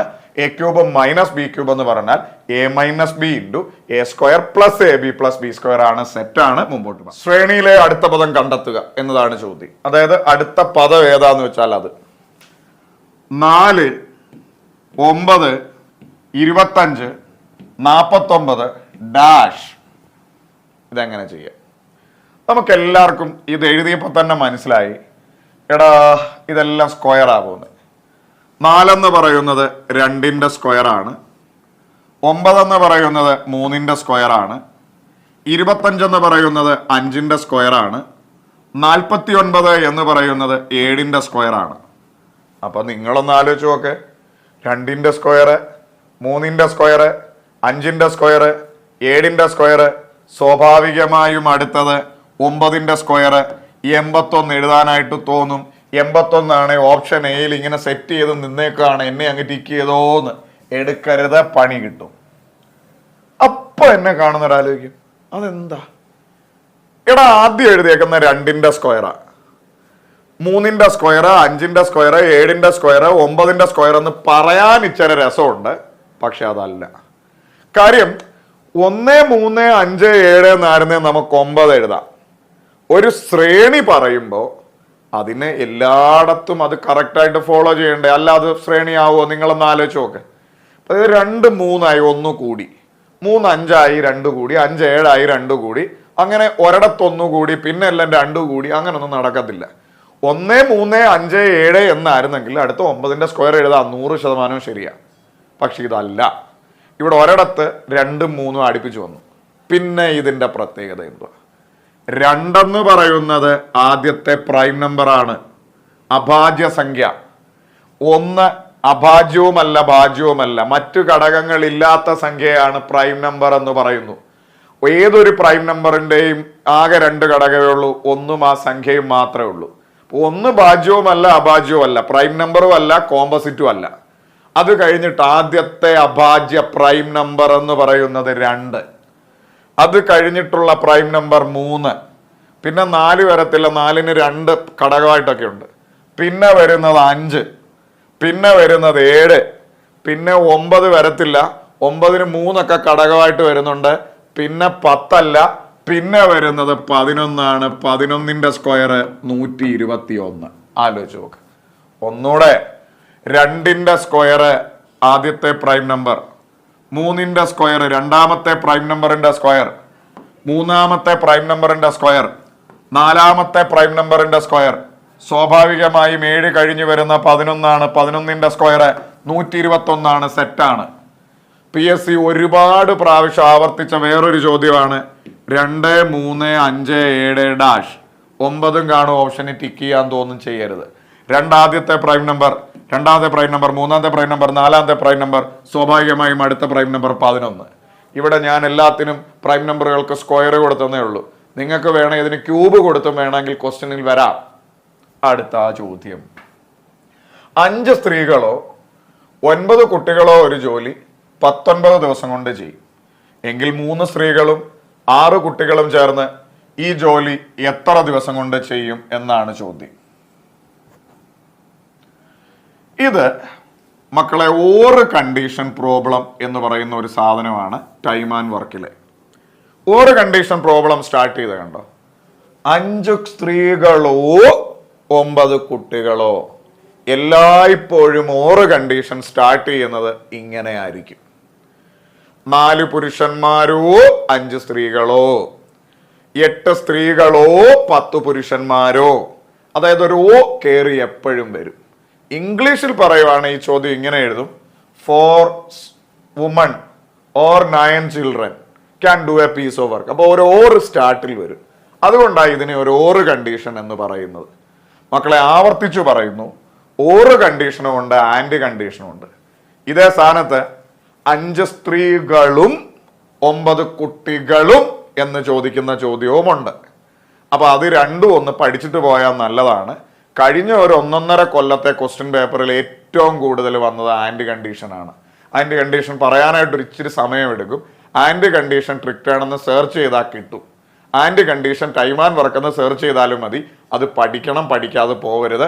ഒരു ക്ലാസ്സിൽ പറയാനുള്ള ഒരു സമയമില്ല. ഓരോ കണ്ടീഷനും കണ്ടമാനം വന്നിട്ടുണ്ട്. അത് പെട്ടെന്ന് പറയാവുന്നതുകൊണ്ടാണ് ഈ ഒരു ചോദ്യം ഇട്ടിരിക്കുന്നത്.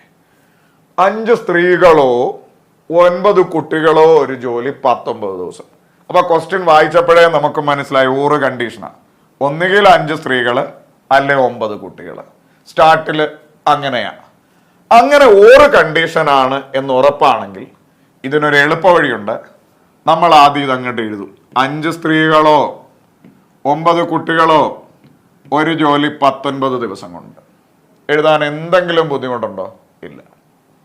ഇനി 3 സ്ത്രീകളും 6 കുട്ടികളും ചേർന്ന് എത്ര ദിവസം കൊണ്ട് ചെയ്യും എന്നതാണ് ചോദ്യം. അപ്പൊ ഓറ് കണ്ടീഷനാണ് എന്ന് ഉറപ്പ് വരുത്തിയാൽ, ഓറ് കണ്ടീഷൻ എന്തുവാ? ഇത്ര പുരുഷന്മാരോ ഇത്ര സ്ത്രീകളോ, ഇങ്ങനെ ഓറ് കണ്ടീഷൻ ആണെങ്കിൽ നമ്മൾ ഇവരെ നേരെ എഴുതുക. 5 സ്ത്രീകളോ 9 കുട്ടികളോ ഒരു ജോലി 19 ദിവസം എങ്കിൽ 3 സ്ത്രീകളും 6 കുട്ടികളും എത്ര? അപ്പൊ നമ്മൾ ഇത്ര എഴുതാൻ ബുദ്ധിമുട്ടില്ലല്ലോ. ഇനി ഇതിന്റെ മേളത്തെ നിരയിലുള്ള ആളുകളെ എല്ലാം കൂടെ ഗുണിക്കുക. മേളത്തെ നിരയിൽ ആരൊക്കെ ഉണ്ട്? ടോപ്പ് നിരയിൽ 5 ഉണ്ട്, 9 ഉണ്ട്, 19 ഉണ്ട്. 5 ഗുണം 9 ഗുണം 19 ഡിവൈഡഡ് ബൈ എപ്പോഴും താഴെ വരുന്നത് ആദ്യത്തെ 2 സെറ്റ് ആളുകളെ ക്രോസ് ചെയ്ത് കൂട്ടിയതായിരിക്കും. ആദ്യം 5ഉം 6ഉം കൂട്ടുമ്പോൾ 30, പിന്നെ 9ഉം 3ഉം ഗുണിക്കുമ്പോൾ കൂട്ടുമ്പോൾ അല്ല ഗുണിക്കുമ്പോൾ 27 ക്രോസ് ചെയ്തു. 30ഉം 27 കൂട്ടിയ 57. ഇത്ര എഴുതാൻ ബുദ്ധിമുട്ടുണ്ടോ? ഈ ക്രോസ് ചെയ്തിട്ട് കൂട്ടിയ സാധനമായിരിക്കും എപ്പോഴും അടി വരാൻ പോകുന്നത്. ഒന്നുകൂടെ 5 6 30, 9 3 27 കൂട്ടുമ്പോൾ 57, അത് താഴെ വന്നു. ഇനി ഇത് വെട്ടുക മക്കളെ. 9ഉം 57ഉം നമുക്ക് 3 വെച്ച് വെട്ടാം. 3 വെച്ച് വെട്ടുമ്പോൾ ഇത് 3 ആണ്, ഇത് 19 വരും. 19ഉം 19ഉം ക്യാൻസലാണ്. 5 ഗുണം 3 15 എന്ന് പറയാം. അല്ലെ 19 വെച്ച് 57നെ ഒറ്റയടിക്ക് വെട്ടാം, 3 ആവും, പിന്നെയും 3 ആവും, 15 എന്ന് വരും. നമ്മുടെ ഉത്തരം സെറ്റാണ്, ഓപ്ഷൻ എ 15. ഒന്നുകൂടെ പെട്ടെന്ന് പറയും മക്കളെ, ഇത് ഓറ് കണ്ടീഷൻ ചോദ്യമാണെന്ന് ഉറപ്പുണ്ടെങ്കിൽ എന്താണ് ഓറ് കണ്ടീഷൻ? പുരുഷന്മാരോ സ്ത്രീകളോ ഇങ്ങനെ പറയുന്ന ഓറ് കണ്ടീഷൻ പ്രോബ്ലം ആണെങ്കിൽ നമ്മൾ ആദ്യം എഴുതുക 5 സ്ത്രീകളോ 9 കുട്ടികളോ 1 ജോലി 19 ദിവസം. എങ്കിൽ 3 സ്ത്രീകളും 6 കുട്ടികളും എത്ര? വീണ്ടും ആവർത്തിച്ച് പറയുന്നു, സ്ത്രീയുടെ നേരെ സ്ത്രീയും പുരുഷന്റെ നേരെ പുരുഷനും കുട്ടിക്ക് നേരെ കുട്ടിയും ദിവസത്തിന് നേരെ ദിവസവും വരണം. അങ്ങനെ ക്വസ്റ്റിനിൽ പറയൂ. എന്നാലും 5 സ്ത്രീകളോ 9 കുട്ടികളോ 19 ദിവസം കൊണ്ട് ചെയ്യും. ഇനി അടുത്ത 3 സ്ത്രീകളോ 6 കുട്ടികളോ എത്ര ദിവസം? ഇതിന്റെ ടോപ്പ് നിരയിലുള്ള സംഖ്യകളെല്ലാം ഗുണിക്കുക. 5 ഗുണം 9 ഗുണം 19 ബൈ ഈ 2 സെറ്റ് മാത്രം. എന്തായാലും ഇവിടെ ക്രോസ് ചെയ്യാൻ പറ്റത്തില്ല, കാര്യം ഇവിടെ ഒരാൾ മിസ്സിങ്. ആദ്യത്തെ 2 സെറ്റ് മാത്രം ക്രോസ് ചെയ്ത് കൂട്ടുക. 5 6 30, 9 3 27 കൂട്ടുമ്പോൾ 57. ഇനി 19ഉം 57ഉം 19 വെച്ച് വെട്ടാം. ഇത് 1 ആവും, ഇത് 3 ആവും. അല്ലെ 9ഉം 57 വെട്ടുമ്പോൾ ഇവിടെ 19ഉം 19ഉം ക്യാൻസൽ ചെയ്താലും മതി. 19 3ഉം 57 ആണ്. 1 3 3 3 9 I3 നമ്മുടെ ഉത്തരം 15. സെറ്റാണേ, ഓപ്ഷൻ എ ആണേ, 15 ആണേ. മുമ്പോട്ട് വാ. ഇനി ടൈം ആൻഡ് വർക്കിന്റെ ഡീറ്റെയിൽ ആയിട്ടുള്ള ക്ലാസ്സിൽ ഇതെങ്ങനെയാണ് വളരെ പ്രോപ്പറായി ചെയ്യുക, ആൻഡ് കണ്ടീഷൻ എന്താണ്, ഓറ് കണ്ടീഷൻ എന്താണ്, ഇതൊക്കെ ഞാൻ ഡീറ്റെയിൽ ആയിട്ട് തന്നെ പറഞ്ഞു പോയിട്ടുണ്ട്. പിന്നെ ഇതൊരു റിവിഷൻ ക്ലാസ്സിലായതുകൊണ്ടാണ് ഇങ്ങനെ വരുന്നത്. ഓറ് കണ്ടീഷൻ ആണെങ്കിൽ ഇത് നമുക്ക് ഈസി ആയിട്ട് ചെയ്യാൻ പറ്റും. പുരുഷന്മാരോ സ്ത്രീകളോ ഇങ്ങനെ വരുവാണെങ്കിൽ സിമ്പിൾ ആണ് മക്കളെ. ഇനി ഇതേ സ്ഥാനത്ത് പുരുഷന്മാരും സ്ത്രീകളും എന്ന് വന്നാൽ അത് ആൻഡ് കണ്ടീഷൻ ആണ്. അതും കൂടെ നിങ്ങൾക്ക് സമയമുണ്ടെങ്കിൽ ഒന്ന് നോക്കിയിട്ട് പോവാ, പ്രയോജനപ്പെടും. അടുത്ത ചോദ്യം, വീട്ടിൽ നിന്നും ഓഫീസിലേക്ക് 30 കിലോമീറ്റർ പെർ മണിക്കൂർ, അതായത് 30 കിലോമീറ്റർ പെർ അവർ വേഗത്തിലും തിരിച്ച് ഓഫീസിൽ നിന്ന് വീട്ടിലേക്ക് 20 കിലോമീറ്റർ പെർ അവർ വേഗത്തിലും സഞ്ചരിക്കാൻ ആകെ 5 മണിക്കൂർ എടുത്തുവെങ്കിൽ വീട്ടിൽ നിന്ന് ഓഫീസിലേക്കുള്ള ദൂരം എത്ര എന്നതാണ് ചോദ്യം. വളരെ നല്ലൊരു ചോദ്യമാണ്, ശ്രദ്ധിക്കുക. ഒരാള് വീട്ടിൽ നിന്ന് ഓഫീസിലേക്ക് പോയി. വീട്ടിൽ നിന്ന് ഇവൻ ഓഫീസിലേക്ക് പോയത് 30-ലാണ്. തിരിച്ച് ഓഫീസിൽ നിന്ന് വീട്ടിലേക്ക് വന്നു എത്രയിലാ? 20-ല്. അപ്പൊ വീട്ടിൽ നിന്ന് ഓഫീസിലേക്ക് പോയ വേഗത 30 കിലോമീറ്റർ പെർ മണിക്കൂറാണ്. യൂണിറ്റ് പ്രശ്നമില്ല. തിരിച്ച് ഓഫീസിൽ നിന്ന് വീട്ടിലേക്ക് പോയ വേഗത 20 കിലോമീറ്റർ പെർ മണിക്കൂറാണ്. അപ്പൊ വീട്ടിൽ നിന്ന് ഓഫീസിലേക്ക് 30-ല്, ഓഫീസിൽ നിന്ന് വീട്ടിലേക്ക് 20-ല്. ഈ 2 യാത്രയ്ക്കും കൂടെ ഇവന് 5 മണിക്കൂർ എടുത്തു. എങ്കിൽ വീട്ടിൽ നിന്നും ഓഫീസിലേക്കുള്ള ദൂരം എത്ര എന്നതാണ് ചോദ്യം. മക്കളെ, ദൂരം എന്ന് പറയുന്നത് എപ്പോഴും ഓർത്തോളുക, സ്പീഡ് ഇൻറ്റു ടൈം ആണ് ദൂരം. ഓക്കെ ആണോ? അപ്പൊ എപ്പോഴും നിങ്ങളോട് ദൂരം കാണാൻ പറഞ്ഞാൽ വേഗതയും സമയം കൂടെ ഗുണിക്കുക. ഇവിടെ സമയം നമുക്കറിയാം, 2 യാത്രയ്ക്കും കൂടെ 5 മണിക്കൂർ എടുത്തു. ഓക്കെ. പക്ഷെ വേഗതയുടെ കാര്യത്തിൽ ഒരു ചെറിയ കുഴപ്പമുണ്ട്. എന്തുവാ കുഴപ്പം? 2 വേഗത ഇവിടെ ഉണ്ട്. ഒരെണ്ണം 30, ഒരെണ്ണം 20. ഏത് ചെയ്യും? ഏത് വേഗത ഇടും? ചിലർ വിചാരിക്കും 25 കിട്ടാലോ. പറ്റത്തില്ല. ഇങ്ങനെ 2 വേഗതയുണ്ട്, ഏത് വേഗത ഇടും? അങ്ങനെയുള്ള കേസിൽ നമ്മൾ ഇവിടുത്തെ ശരാശരി വേഗത കണ്ടുപിടിക്കും. ഓക്കെ ആണോ? മുമ്പോട്ട് പാ. അപ്പോ ശരാശരി വേഗത എന്ന് പറയുമ്പോൾ നമ്മൾ പഠിച്ചു, ഒരേ ദൂരം രണ്ട് വ്യത്യസ്ത വേഗതകളിൽ സഞ്ചരിച്ചാൽ ഇവിടുത്തെ ശരാശരി വേഗത കാണാൻ 2xy divided by x plus y. ഇത് വേണമെങ്കിൽ ഇങ്ങനെ ഒരു ചോദ്യമായിട്ട് വരാം. അങ്ങോട്ട് 30 ഇങ്ങോട്ട് 20. തിരിച്ച് ശരാശരി വേഗത എത്ര? ബാബു മാനന്തവാടിക്ക് പോയി 30, മാനന്തവാടിയിൽ നിന്ന് തിരിച്ച് വീട്ടിലേക്ക് 20. ശരാശരി വേഗത എത്ര? മക്കളെ, ഒരേ ദൂരമായിരിക്കണം വീട്ടിൽ നിന്ന് ഓഫീസിലേക്ക് പോകാനും ഓഫീസിൽ നിന്ന് വീട്ടിലേക്ക്. ഒരേ ദൂരം. ഇനിയും ബാബു വീട്ടിൽ നിന്ന് മാനന്തവാടി, മാനന്തവാടിയിൽ നിന്ന് വീട്, വീട്ടിൽ നിന്ന് കട, കടയിൽ നിന്ന് വീട്. ഒരേ ദൂരമായിരിക്കണം. രണ്ട് വ്യത്യസ്ത വേഗതകളിൽ സഞ്ചരിച്ചാൽ ഇവിടുത്തെ ശരാശരി വേഗത കാണാൻ 2xy divided by x plus y. ഇപ്പൊ 2 ഗുണം 30 ഗുണം 20 ഡിവൈഡഡ് ബൈ x ആദ്യ സ്പീഡ്, y രണ്ടാമത്തെ സ്പീഡ്. എക്സും വൈയുടെ കൂട്ടുമ്പോൾ 50. ഈ 0 ഇവിടെ പോയി. 6 ആണ് 30. 6 2 12, 12 2 24. അപ്പൊ മക്കളെ, ഇവിടുത്തെ ശരാശരി വേഗത നമുക്ക് കിട്ടി 24. അപ്പൊ വേഗത 24, സമയം 5. അപ്പൊ 24 ഗുണം 5 ചെയ്യുമ്പോൾ നമുക്ക് 120 എന്ന് കിട്ടും. 120 ഓപ്ഷൻ്റെ അകത്തിൽ റെഡിയായി നിപ്പുണ്ട്. എന്നെ ടിക്ക് ചെയ്തോ. പക്ഷെ ഇവിടെ ഒരു ചെറിയ കുഴപ്പമുണ്ട്. എന്താന്ന് വെച്ചാൽ, എടാ മോനെ, ഇവിടെ നമ്മൾ ഇട്ട വേഗത അങ്ങോട്ടും ഇങ്ങോട്ടും കൂടി ഉള്ളതിന്റെ ശരാശരിയാണ്.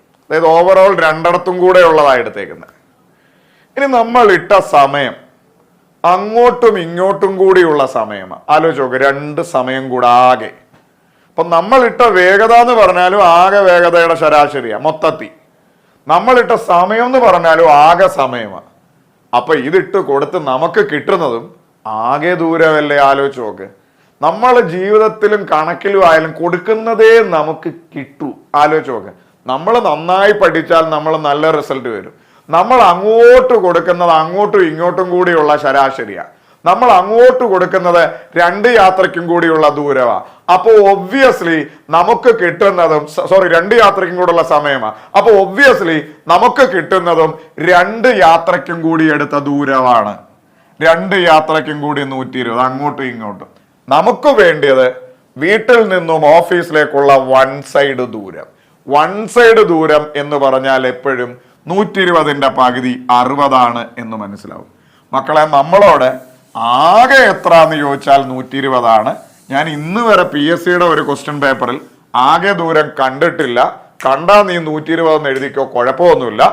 എപ്പോഴും മിക്കവാറും ഞാൻ കാണാറുള്ള 1 സൈഡ്. 1 സൈഡ് എപ്പോഴും എൻ്റെ പകുതിയാണ്. ഓക്കെ ആണ്. വീട്ടിൽ നിന്ന് ഓഫീസിലേക്ക്, അല്ലെ ഓഫീസിൽ നിന്ന് വീട്ടിലേക്ക് 1 സൈഡ്. ഈ ദൂരം, ഇവർക്കിടയിലുള്ള ദൂരം 60. ഒന്നുകൂടെ, ഒരാള് ഓഫീസിൽ നിന്ന് വീട്ടിലേക്ക് 30 പോയി, ഓഫീസിൽ നിന്ന് അല്ലെങ്കിൽ വീട്ടിൽ നിന്ന് ഓഫീസിലേക്ക് വാട്ടവർ എന്തെങ്കിലും ആയിക്കോട്ടെ, തിരിച്ച് ഓഫീസിൽ നിന്ന് വീട്ടിലേക്ക് 20 വന്നു. ഈ 2 യാത്രയ്ക്കും കൂടെ 5 മണിക്കൂർ എടുത്തു. അവന്റെ വീട്ടിൽ നിന്നും ഓഫീസിലേക്കുള്ള ദൂരം കാണാൻ നമുക്ക് എല്ലാവർക്കും അറിയാം, സ്പീഡ് ഇൻറ്റു ടൈമാണ് ദൂരം. പക്ഷെ ഇവിടെ നമുക്ക് 2 സ്പീഡുണ്ട്. 30 കൊണ്ട് 20 കൊണ്ട് അങ്ങോട്ട് 30 ഇങ്ങോട്ട് 20. ഏത് കൊടുക്കും? അവിടെ നമ്മൾ ശരാശരി വേഗത കാണും. ഇനി കുറച്ച് കുഞ്ഞുങ്ങൾ ചിന്തിക്കും, സാറേ റിലേറ്റീവ് സ്പീഡ് എന്ന് പറയുന്ന ഒരു സാധനം പഠിച്ചിട്ടുണ്ടല്ലോ, എന്താ ഒരേ ഡയറക്ഷനാണ് കുറയ്ക്കണം, ഓപ്പോസിറ്റ് ഡയറക്ഷനാണ് കൂട്ടണം, അതെന്താ ഇവിടെ എടുക്കാത്തതെന്ന് ചിലര് ചിന്തിക്കും. ഒബ്വിയസ്ലി മക്കളെ, റിലേറ്റീവ് സ്പീഡ് എന്ന് പറയുന്ന സാധനം, ഈ റിലേറ്റീവ് സ്പീഡ് എന്ന് പറയുന്നത് എടുക്കുന്നത് എപ്പോഴും 2 പേരുണ്ട്. ആ 2 പേരും മൂവിങ്ങിലാവുന്ന സമയത്താണ്. നമ്മൾ സിനിമയിലൊക്കെ ട്രെയിനിന്റെ കൂടെ ഓടുന്ന ആളുകളെയൊക്കെ ചിന്തിച്ചാൽ മതി, അതാ റിലേറ്റീവ് സ്പീഡ്. അതായത് ഞാൻ അങ്ങോട്ട് ഓടുന്നു, വേറൊരുത്തൻ ഇങ്ങോട്ട് വരുന്നു, 2 പേരുണ്ട്. അപ്പം ഞങ്ങൾക്ക് 2 പേർക്കും മൂവിങ്ങിലാണ്, 2 പേർക്കും സ്പീഡുണ്ട്, അപ്പോഴാ റിലേറ്റീവ് സ്പീഡ്. അല്ലെങ്കിൽ ഒരു ട്രെയിൻ അങ്ങോട്ട് പോകുന്നു, ഞാനാണ് ട്രെയിനിന്റെ കൂടെ ഓടുന്നു, ഞാനല്ല സിനിമയിലെ നായകൻ ട്രെയിനിന്റെ കൂടെ ഓടുന്നു. അപ്പൊ എനിക്കും വേഗതയുണ്ട്, അവനും വേഗതയുണ്ട്. ഒബ്വിയസ്ലി നായകന് ചിലപ്പോൾ കൂടുതലായിരിക്കും, ട്രെയിന് കുറവായിരിക്കും. അപ്പോൾ റിയലി ചിന്തിക്കുമ്പോൾ ട്രെയിന് കൂടുതൽ, നായകന് കുറവായിരിക്കും. 2 പേർക്കും വേഗതയുണ്ട്. അപ്പോൾ ഒന്നിനെ അപേക്ഷിച്ച് മറ്റുള്ളവൻ അങ്ങോട്ടും ഇങ്ങോട്ടും ഓടുന്ന 2 പേര്, ഒരു ട്രെയിൻ അങ്ങോട്ട്, വേറൊരു ട്രെയിൻ ഇങ്ങോട്ട്, അങ്ങോട്ടും ഇങ്ങോട്ട് 2 പേര്. അങ്ങനെയുള്ള കേസിലാണ് ഒന്നിനെ അപേക്ഷിച്ച് അവിടെ അനുഭവപ്പെടുന്ന വേഗത എടുക്കുന്നത്. ഇവിടെ 2 പേരൊന്നുമില്ല, ഒരുത്തൻ അങ്ങോട്ട് പോയി, കുറെ നേരം കഴിഞ്ഞ് അവൻ ഇങ്ങോട്ട് വന്നു. അപ്പൊ രണ്ടും ഒരുത്തൻ തന്നെയാ പോയെ. അപ്പൊ ഇവിടുത്തെ ശരാശരി വേഗത ഒരേ ദൂരം, വീട്ടിൽ നിന്ന് ഓഫീസ്, ഓഫീസിൽ നിന്ന് വീട്, രണ്ട് വ്യത്യസ്ത വേഗതകളിൽ സഞ്ചരിച്ചാൽ ശരാശരി വേഗത കാണാൻ 2xy divided by x plus y, 2 ഗുണം 30 ഗുണം 20 ഡിവൈഡഡ് ബൈ x ആദ്യ സ്പീഡ്, y രണ്ടാം സ്പീഡ്, 30 പ്ലസ് 20 50. ഇത് സോൾവ് ചെയ്ത് വരുമ്പോൾ നമുക്ക് 24 എന്ന് കിട്ടും. അപ്പോൾ ഈ യാത്രയുടെ ശരാശരി വേഗത 24 ഈ യാത്രയ്ക്ക് ആകെ എടുത്ത സമയം 5. അപ്പൊ ഈ സമയത്ത് ആകെ ദൂരം 24 ഗുണം 5 120. എടാ മക്കളെ, നമ്മൾ കൊടുത്തത് അങ്ങോട്ടും ഇങ്ങോട്ടും കൂടിയുള്ള യാത്ര, നമ്മൾ കൊടുത്ത സമയം അങ്ങോട്ടും ഇങ്ങോട്ടും കൂടിയുള്ള സമയം, അത് കൊടുത്ത് നമുക്ക് കിട്ടുന്നത് അങ്ങോട്ടും ഇങ്ങോട്ടും കൂടിയുള്ള ദൂരം, അങ്ങോട്ടും ഇങ്ങോട്ടും കൂടി 120. അപ്പൊ വൺ സൈഡ് ദൂരം 60. സെറ്റാണ് ഓപ്ഷൻ ബി. 150 ഏത് ചെറിയ സംഖ്യ കൊണ്ട് ഗുണിച്ചാൽ അതൊരു പൂർണ്ണവർഗമാകും എന്നതാണ് ചോദ്യം. അപ്പോ 150 എന്ന് പറയുന്ന ഒരു സംഖ്യയുണ്ട്. ആ സംഖ്യയെ ഏത് ചെറിയ സംഖ്യ കൊണ്ട് ഗുണിച്ചാൽ അതൊരു പൂർണ്ണവർഗം. നമുക്കറിയാം 150 റൂട്ടില്ല, ഒരു പൂർണ്ണവർഗമല്ല. 150 ഏതോ സംഖ്യ കൊണ്ട് ഗുണിക്കുവാണെങ്കിൽ അതൊരു പൂർണ്ണവർഗമാവും. ഏതോ സംഖ്യ കൊണ്ടല്ല, ഒരുപാട് സംഖ്യ കൊണ്ട് ഗുണിച്ചാൽ പൂർണ്ണവർഗമാവും.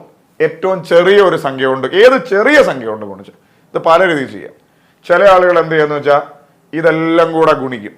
എപ്പോഴാണ് പൂർണ്ണവർഗം നോക്കും, പിന്നെ പൂർണ്ണവർഗം നോക്കാനുള്ള സമയം കിട്ടിയെന്ന് വരത്തില്ല, PSC പരീക്ഷ കഴിയും. മനസ്സിലായോ?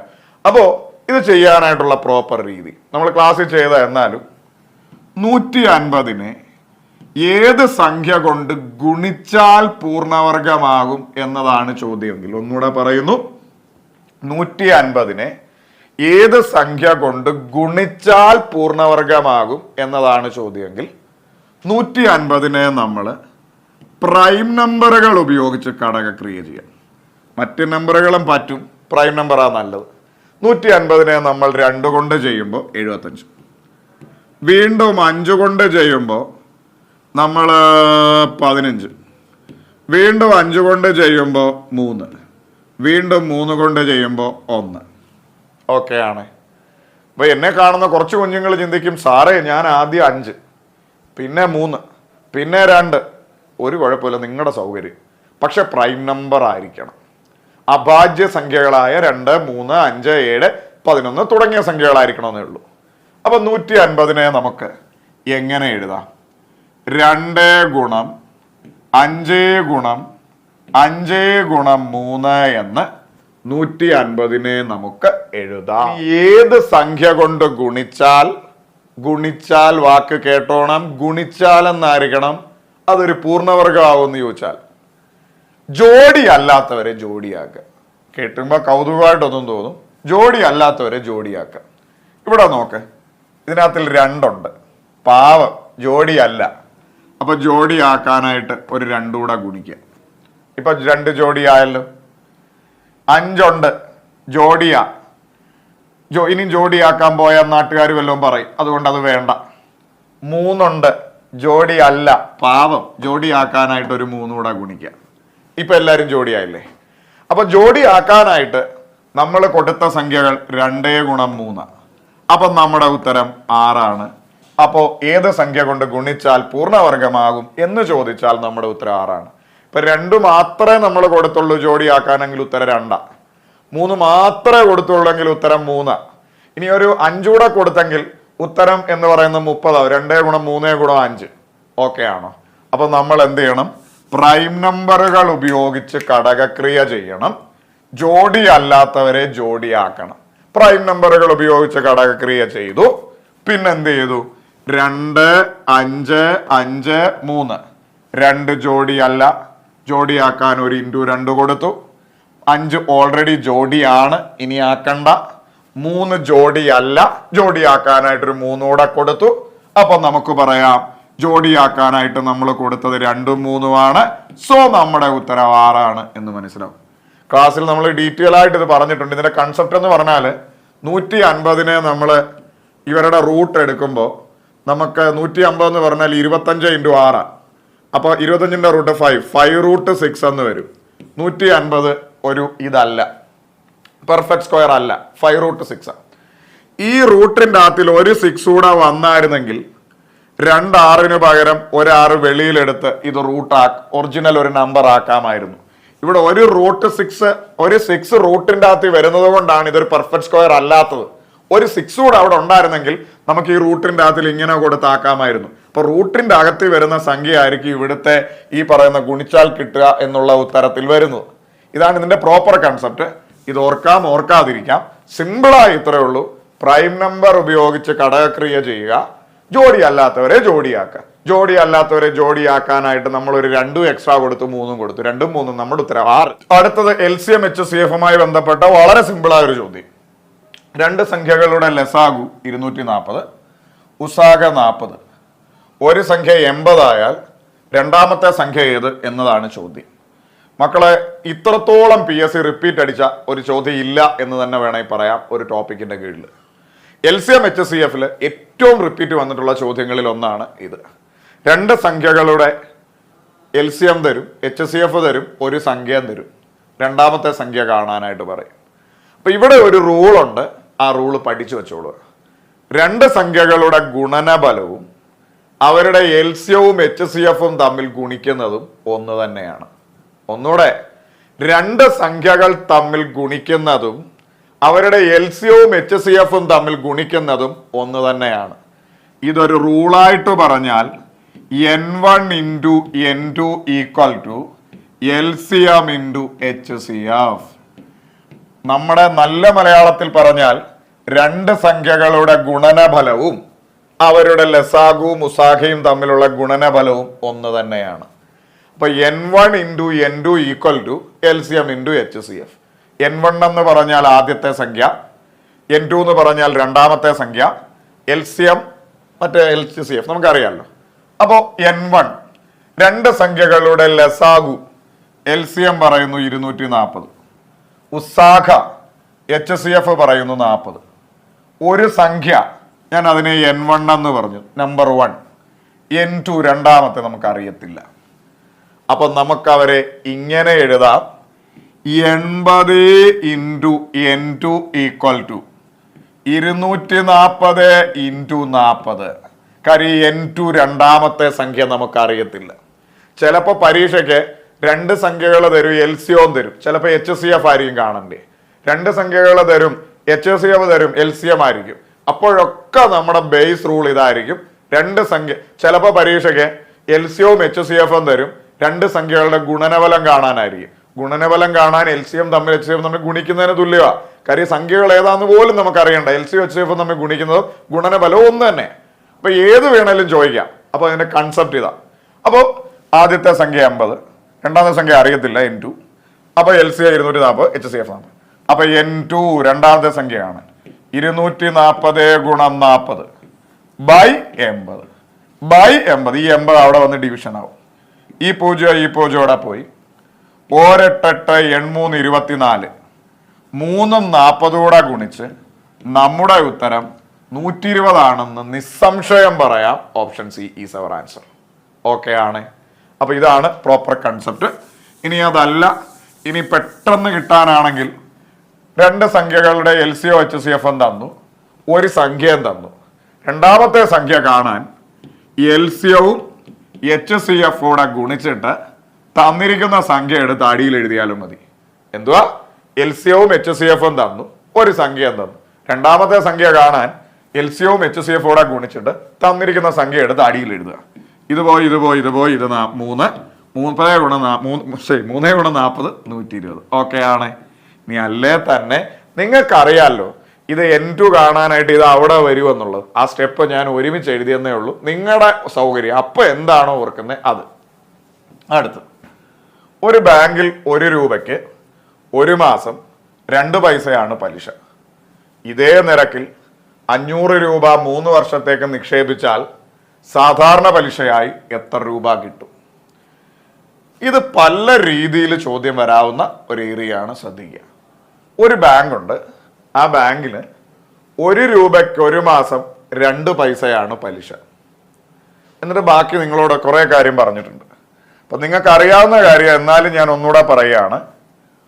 1 രൂപയ്ക്ക് സാധാരണ പലിശയാണ് ഇത്. കൂട്ടുപലിശയാണ്. നമ്മളോട് ചോദ്യത്തിൽ കൂട്ടുപലിശ എന്ന് തന്നെ പറയും. സാധാരണ പലിശ ചിലപ്പോൾ ക്വസ്റ്റിന് പലിശ എന്ന് ഏത് പലിശയാന്ന് പറയത്തില്ല. ഏത് പലിശ എന്ന് പറഞ്ഞില്ലെങ്കിൽ അത് സാധാരണ പലിശയാണ്. കൂട്ടുപലിശ എടുത്ത് പറയും. സാധാരണ പലിശയിൽ 1 രൂപയ്ക്ക് 1 മാസം 1 പൈസയാണ് പലിശയെങ്കിൽ മക്കളെ പലിശ നിരക്ക് 12%. 1 രൂപയ്ക്ക് 1 മാസം 1 പൈസയാണ് പലിശയെങ്കിൽ പലിശ നിരക്ക് 12%. ഇനി 1 രൂപയ്ക്ക് 1 മാസം 2 പൈസയാണ് പലിശയെങ്കിൽ പലിശ നിരക്ക് 24%. ഇനി 1 രൂപയ്ക്ക് 1 മാസം 3 പൈസയാണ് പലിശയെങ്കിൽ പലിശ നിരക്ക് 36%. 1 രൂപയ്ക്ക് 1 മാസം 4 പൈസയാണ് പലിശയെങ്കിൽ പലിശ നിരക്ക് 48%. ഇതൊരു ചോദ്യമായിട്ട് നിങ്ങളോട് ചോദിക്കാം കേട്ടോ. ഇപ്പൊ നിങ്ങൾക്ക് ഇതിന്റെ ഒരു പാറ്റേൺ മനസ്സിലായോ? 1 രൂപയ്ക്ക് 1 മാസം 1 പൈസയാണ് 12%. പിന്നെ 12ന്റെ ഗുണിതാപോന്നെ 2 പൈസയാണ് 24%, 3 പൈസയാണ് 36%, 4 പൈസയാണ് 48%, 5 പൈസയാണ് 60%. ഇങ്ങനെ പോകും. ഇനി ഇതിൻ്റെ അകത്തിൽ ഒരു ചെറിയ ട്വിസ്റ്റൂടുണ്ട്. 1 രൂപയ്ക്ക് 1 മാസം 1/2 പൈസയാണ് പലിശയെങ്കിൽ ഈ ഇടയ്ക്ക് കണ്ട ഒരു ചോദ്യം 6% അപ്പൊ നിങ്ങൾ ആലോചിക്കാൻ എന്തുവാ? 1 രൂപയ്ക്ക് 1 മാസം 1 പൈസയാണ് പലിശയെങ്കിൽ 12. അപ്പൊ 1/2 പൈസ എന്ന് പറയുമ്പോൾ 1 പൈസന്റെ പകുതിയേ ഉള്ളൂ, 6. കിട്ടിയോ? 1 രൂപയ്ക്ക് 1 മാസം 1 പൈസയാണ് പലിശയെങ്കിൽ 12. അപ്പൊ 1/2 പൈസ എന്ന് പറയുമ്പോൾ അതിന്റെ പകുതിയേ ഉള്ളൂ, 6. ഓക്കെ ആണോ? കിട്ടി. മുമ്പോട്ട് വാ. അപ്പോ ഇത്ര നിങ്ങളൊന്ന് കാണാതെ പറയാൻ പറ്റുമോ നോക്ക്. കാണാതെ പറയുന്നതിന് മുമ്പ് ഞാൻ അതിന്റെ കൺസെപ്റ്റൂടെ ഒന്ന് പറയാം. 1 പൈസ എന്ന് പറഞ്ഞാൽ 1 രൂപ എന്ന് പറഞ്ഞാൽ 100 പൈസയാണ്. 100 പൈസക്ക് 1 മാസം 1 പൈസ പലിശ കിട്ടും. 100 പൈസക്ക് 100 100 പൈസക്ക് 1 പൈസയാ പലിശ 1 മാസം. അപ്പോൾ 1 വർഷം 100 പൈസക്ക് 12 പൈസ കിട്ടും. കാര്യം 1 മാസം 1 പൈസ, 1 വർഷം 12 മാസം 12 പൈസ. അപ്പോൾ 100 പൈസക്ക് 12 പൈസ പലിശയായിട്ട് കിട്ടും 1 വർഷം. 100ന് 12 എന്ന് പറഞ്ഞാൽ പലിശ നിരക്ക് 12%. അടുത്ത കേസ് 24 കിട്ടും. 100ന് 24 എന്ന് പറഞ്ഞാൽ 24%. മനസ്സിലായി? അത് ആ ഒരു 12ന്റെ ഗുണിതമായിട്ട് വന്നതിന്റെ കാര്യം ഞാൻ ഡീറ്റെയിൽ ആയിട്ട് ക്ലാസ്സിൽ പറഞ്ഞിട്ടുണ്ട്. വാട്ടവർ അത് എന്തേലും ആയിക്കോട്ടെ, ഇത്ര നിങ്ങളൊന്ന് കാണാതെ പറഞ്ഞേ. 1 രൂപയ്ക്ക് 1 മാസം 1 പൈസ പലിശ 12%. 1 രൂപയ്ക്ക് 1 മാസം 2 പൈസ പലിശ 24%. 1 രൂപയ്ക്ക് 1 മാസം 3 പൈസ പലിശ 36.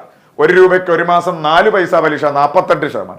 ഇനി അങ്ങനെ 12ന്റെ ഗുണിതമായിട്ട് 1 രൂപയ്ക്ക് 1 മാസം 1/2 പൈസയാണ് പലിശയെങ്കിൽ പലിശ നിരക്ക് 6%. ഇവിടേക്ക് വാ. ഒരു ബാങ്കിൽ 1 രൂപയ്ക്ക് 1 മാസം 2 പൈസയാണ് പലിശ. അപ്പോഴേ നമ്മൾ എഴുതിക്കോണം പലിശ നിരക്ക് 24%. അത് വായിക്കുമ്പോഴേ അങ്ങ് കിട്ടിക്കോണം. 1 രൂപയ്ക്ക് 1 മാസം 2 പൈസ പലിശ. 2 പൈസ പലിശ 1 രൂപയ്ക്ക് 1 മാസമെങ്കിൽ 24, 12, 2 പൈസ ആകുമ്പോൾ 24. ഇനി നമുക്കറിയാം ആ ബാങ്കിൽ ഇതേ നിരക്കിൽ ഒരാൾ 500 രൂപ ഇട്ടു. ഇപ്പം മുതലെന്ന് പറയുന്നത് 500 ആണ്. 3 വർഷത്തേക്കായിട്ട്, അപ്പൊ വർഷം എന്ന് പറയുന്നത് 3. അപ്പൊ പലിശയായി എന്ത് കിട്ടും? പലിശ എന്ന് പറയുന്നത് I ഈസ് ഈക്വൽ ടു നമുക്ക് എല്ലാവർക്കും അറിയാം PNR divided by 100. PNR divided by 100. ഇവിടെ P എന്ന് പറയുന്നത് മക്കളെ മുതലാണ്. മുതൽ എന്ന് പറഞ്ഞാൽ 500. N എന്ന് പറയുന്നത് വർഷമാണ് 3. R എന്ന് പറയുന്നത് റേറ്റ് ഓഫ് ഇൻട്രസ്റ്റ് ആണ് 24 ഡിവൈഡഡ് ബൈ 100. ഇത് പോയി 24 ഗുണം 3 72. 72 ഗുണം 5 എന്ന് പറയുമ്പോൾ നമുക്ക് മനസ്സിലായി 360 ഇവിടെ കിട്ടുന്ന പലിശ. ഒന്നുകൂടെ പലിശ കാണാൻ I is equal to PNR divided by 100 ആണ്. P എന്ന് പറയുന്നത് മുതല്, N എന്ന് പറയുന്നത് വർഷം, R എന്ന് പറയുന്നത് റേറ്റ് ഓഫ് ഇൻട്രസ്റ്റ്. സോൾവ് ചെയ്തു, ഉത്തരം കിട്ടി. ഇനി ഞാൻ സിമ്പിളായി വേറൊരു കാര്യം കൂടെ പറയട്ടെ. മക്കളെ മുതല് എന്ന് പറയുന്നത് മക്കളെ 100%. നമ്മുടെ മറ്റേ മെത്തേഡ് 1 വർഷം നമുക്ക് കിട്ടുന്ന പലിശ എന്ന് പറയുന്നത് 24%.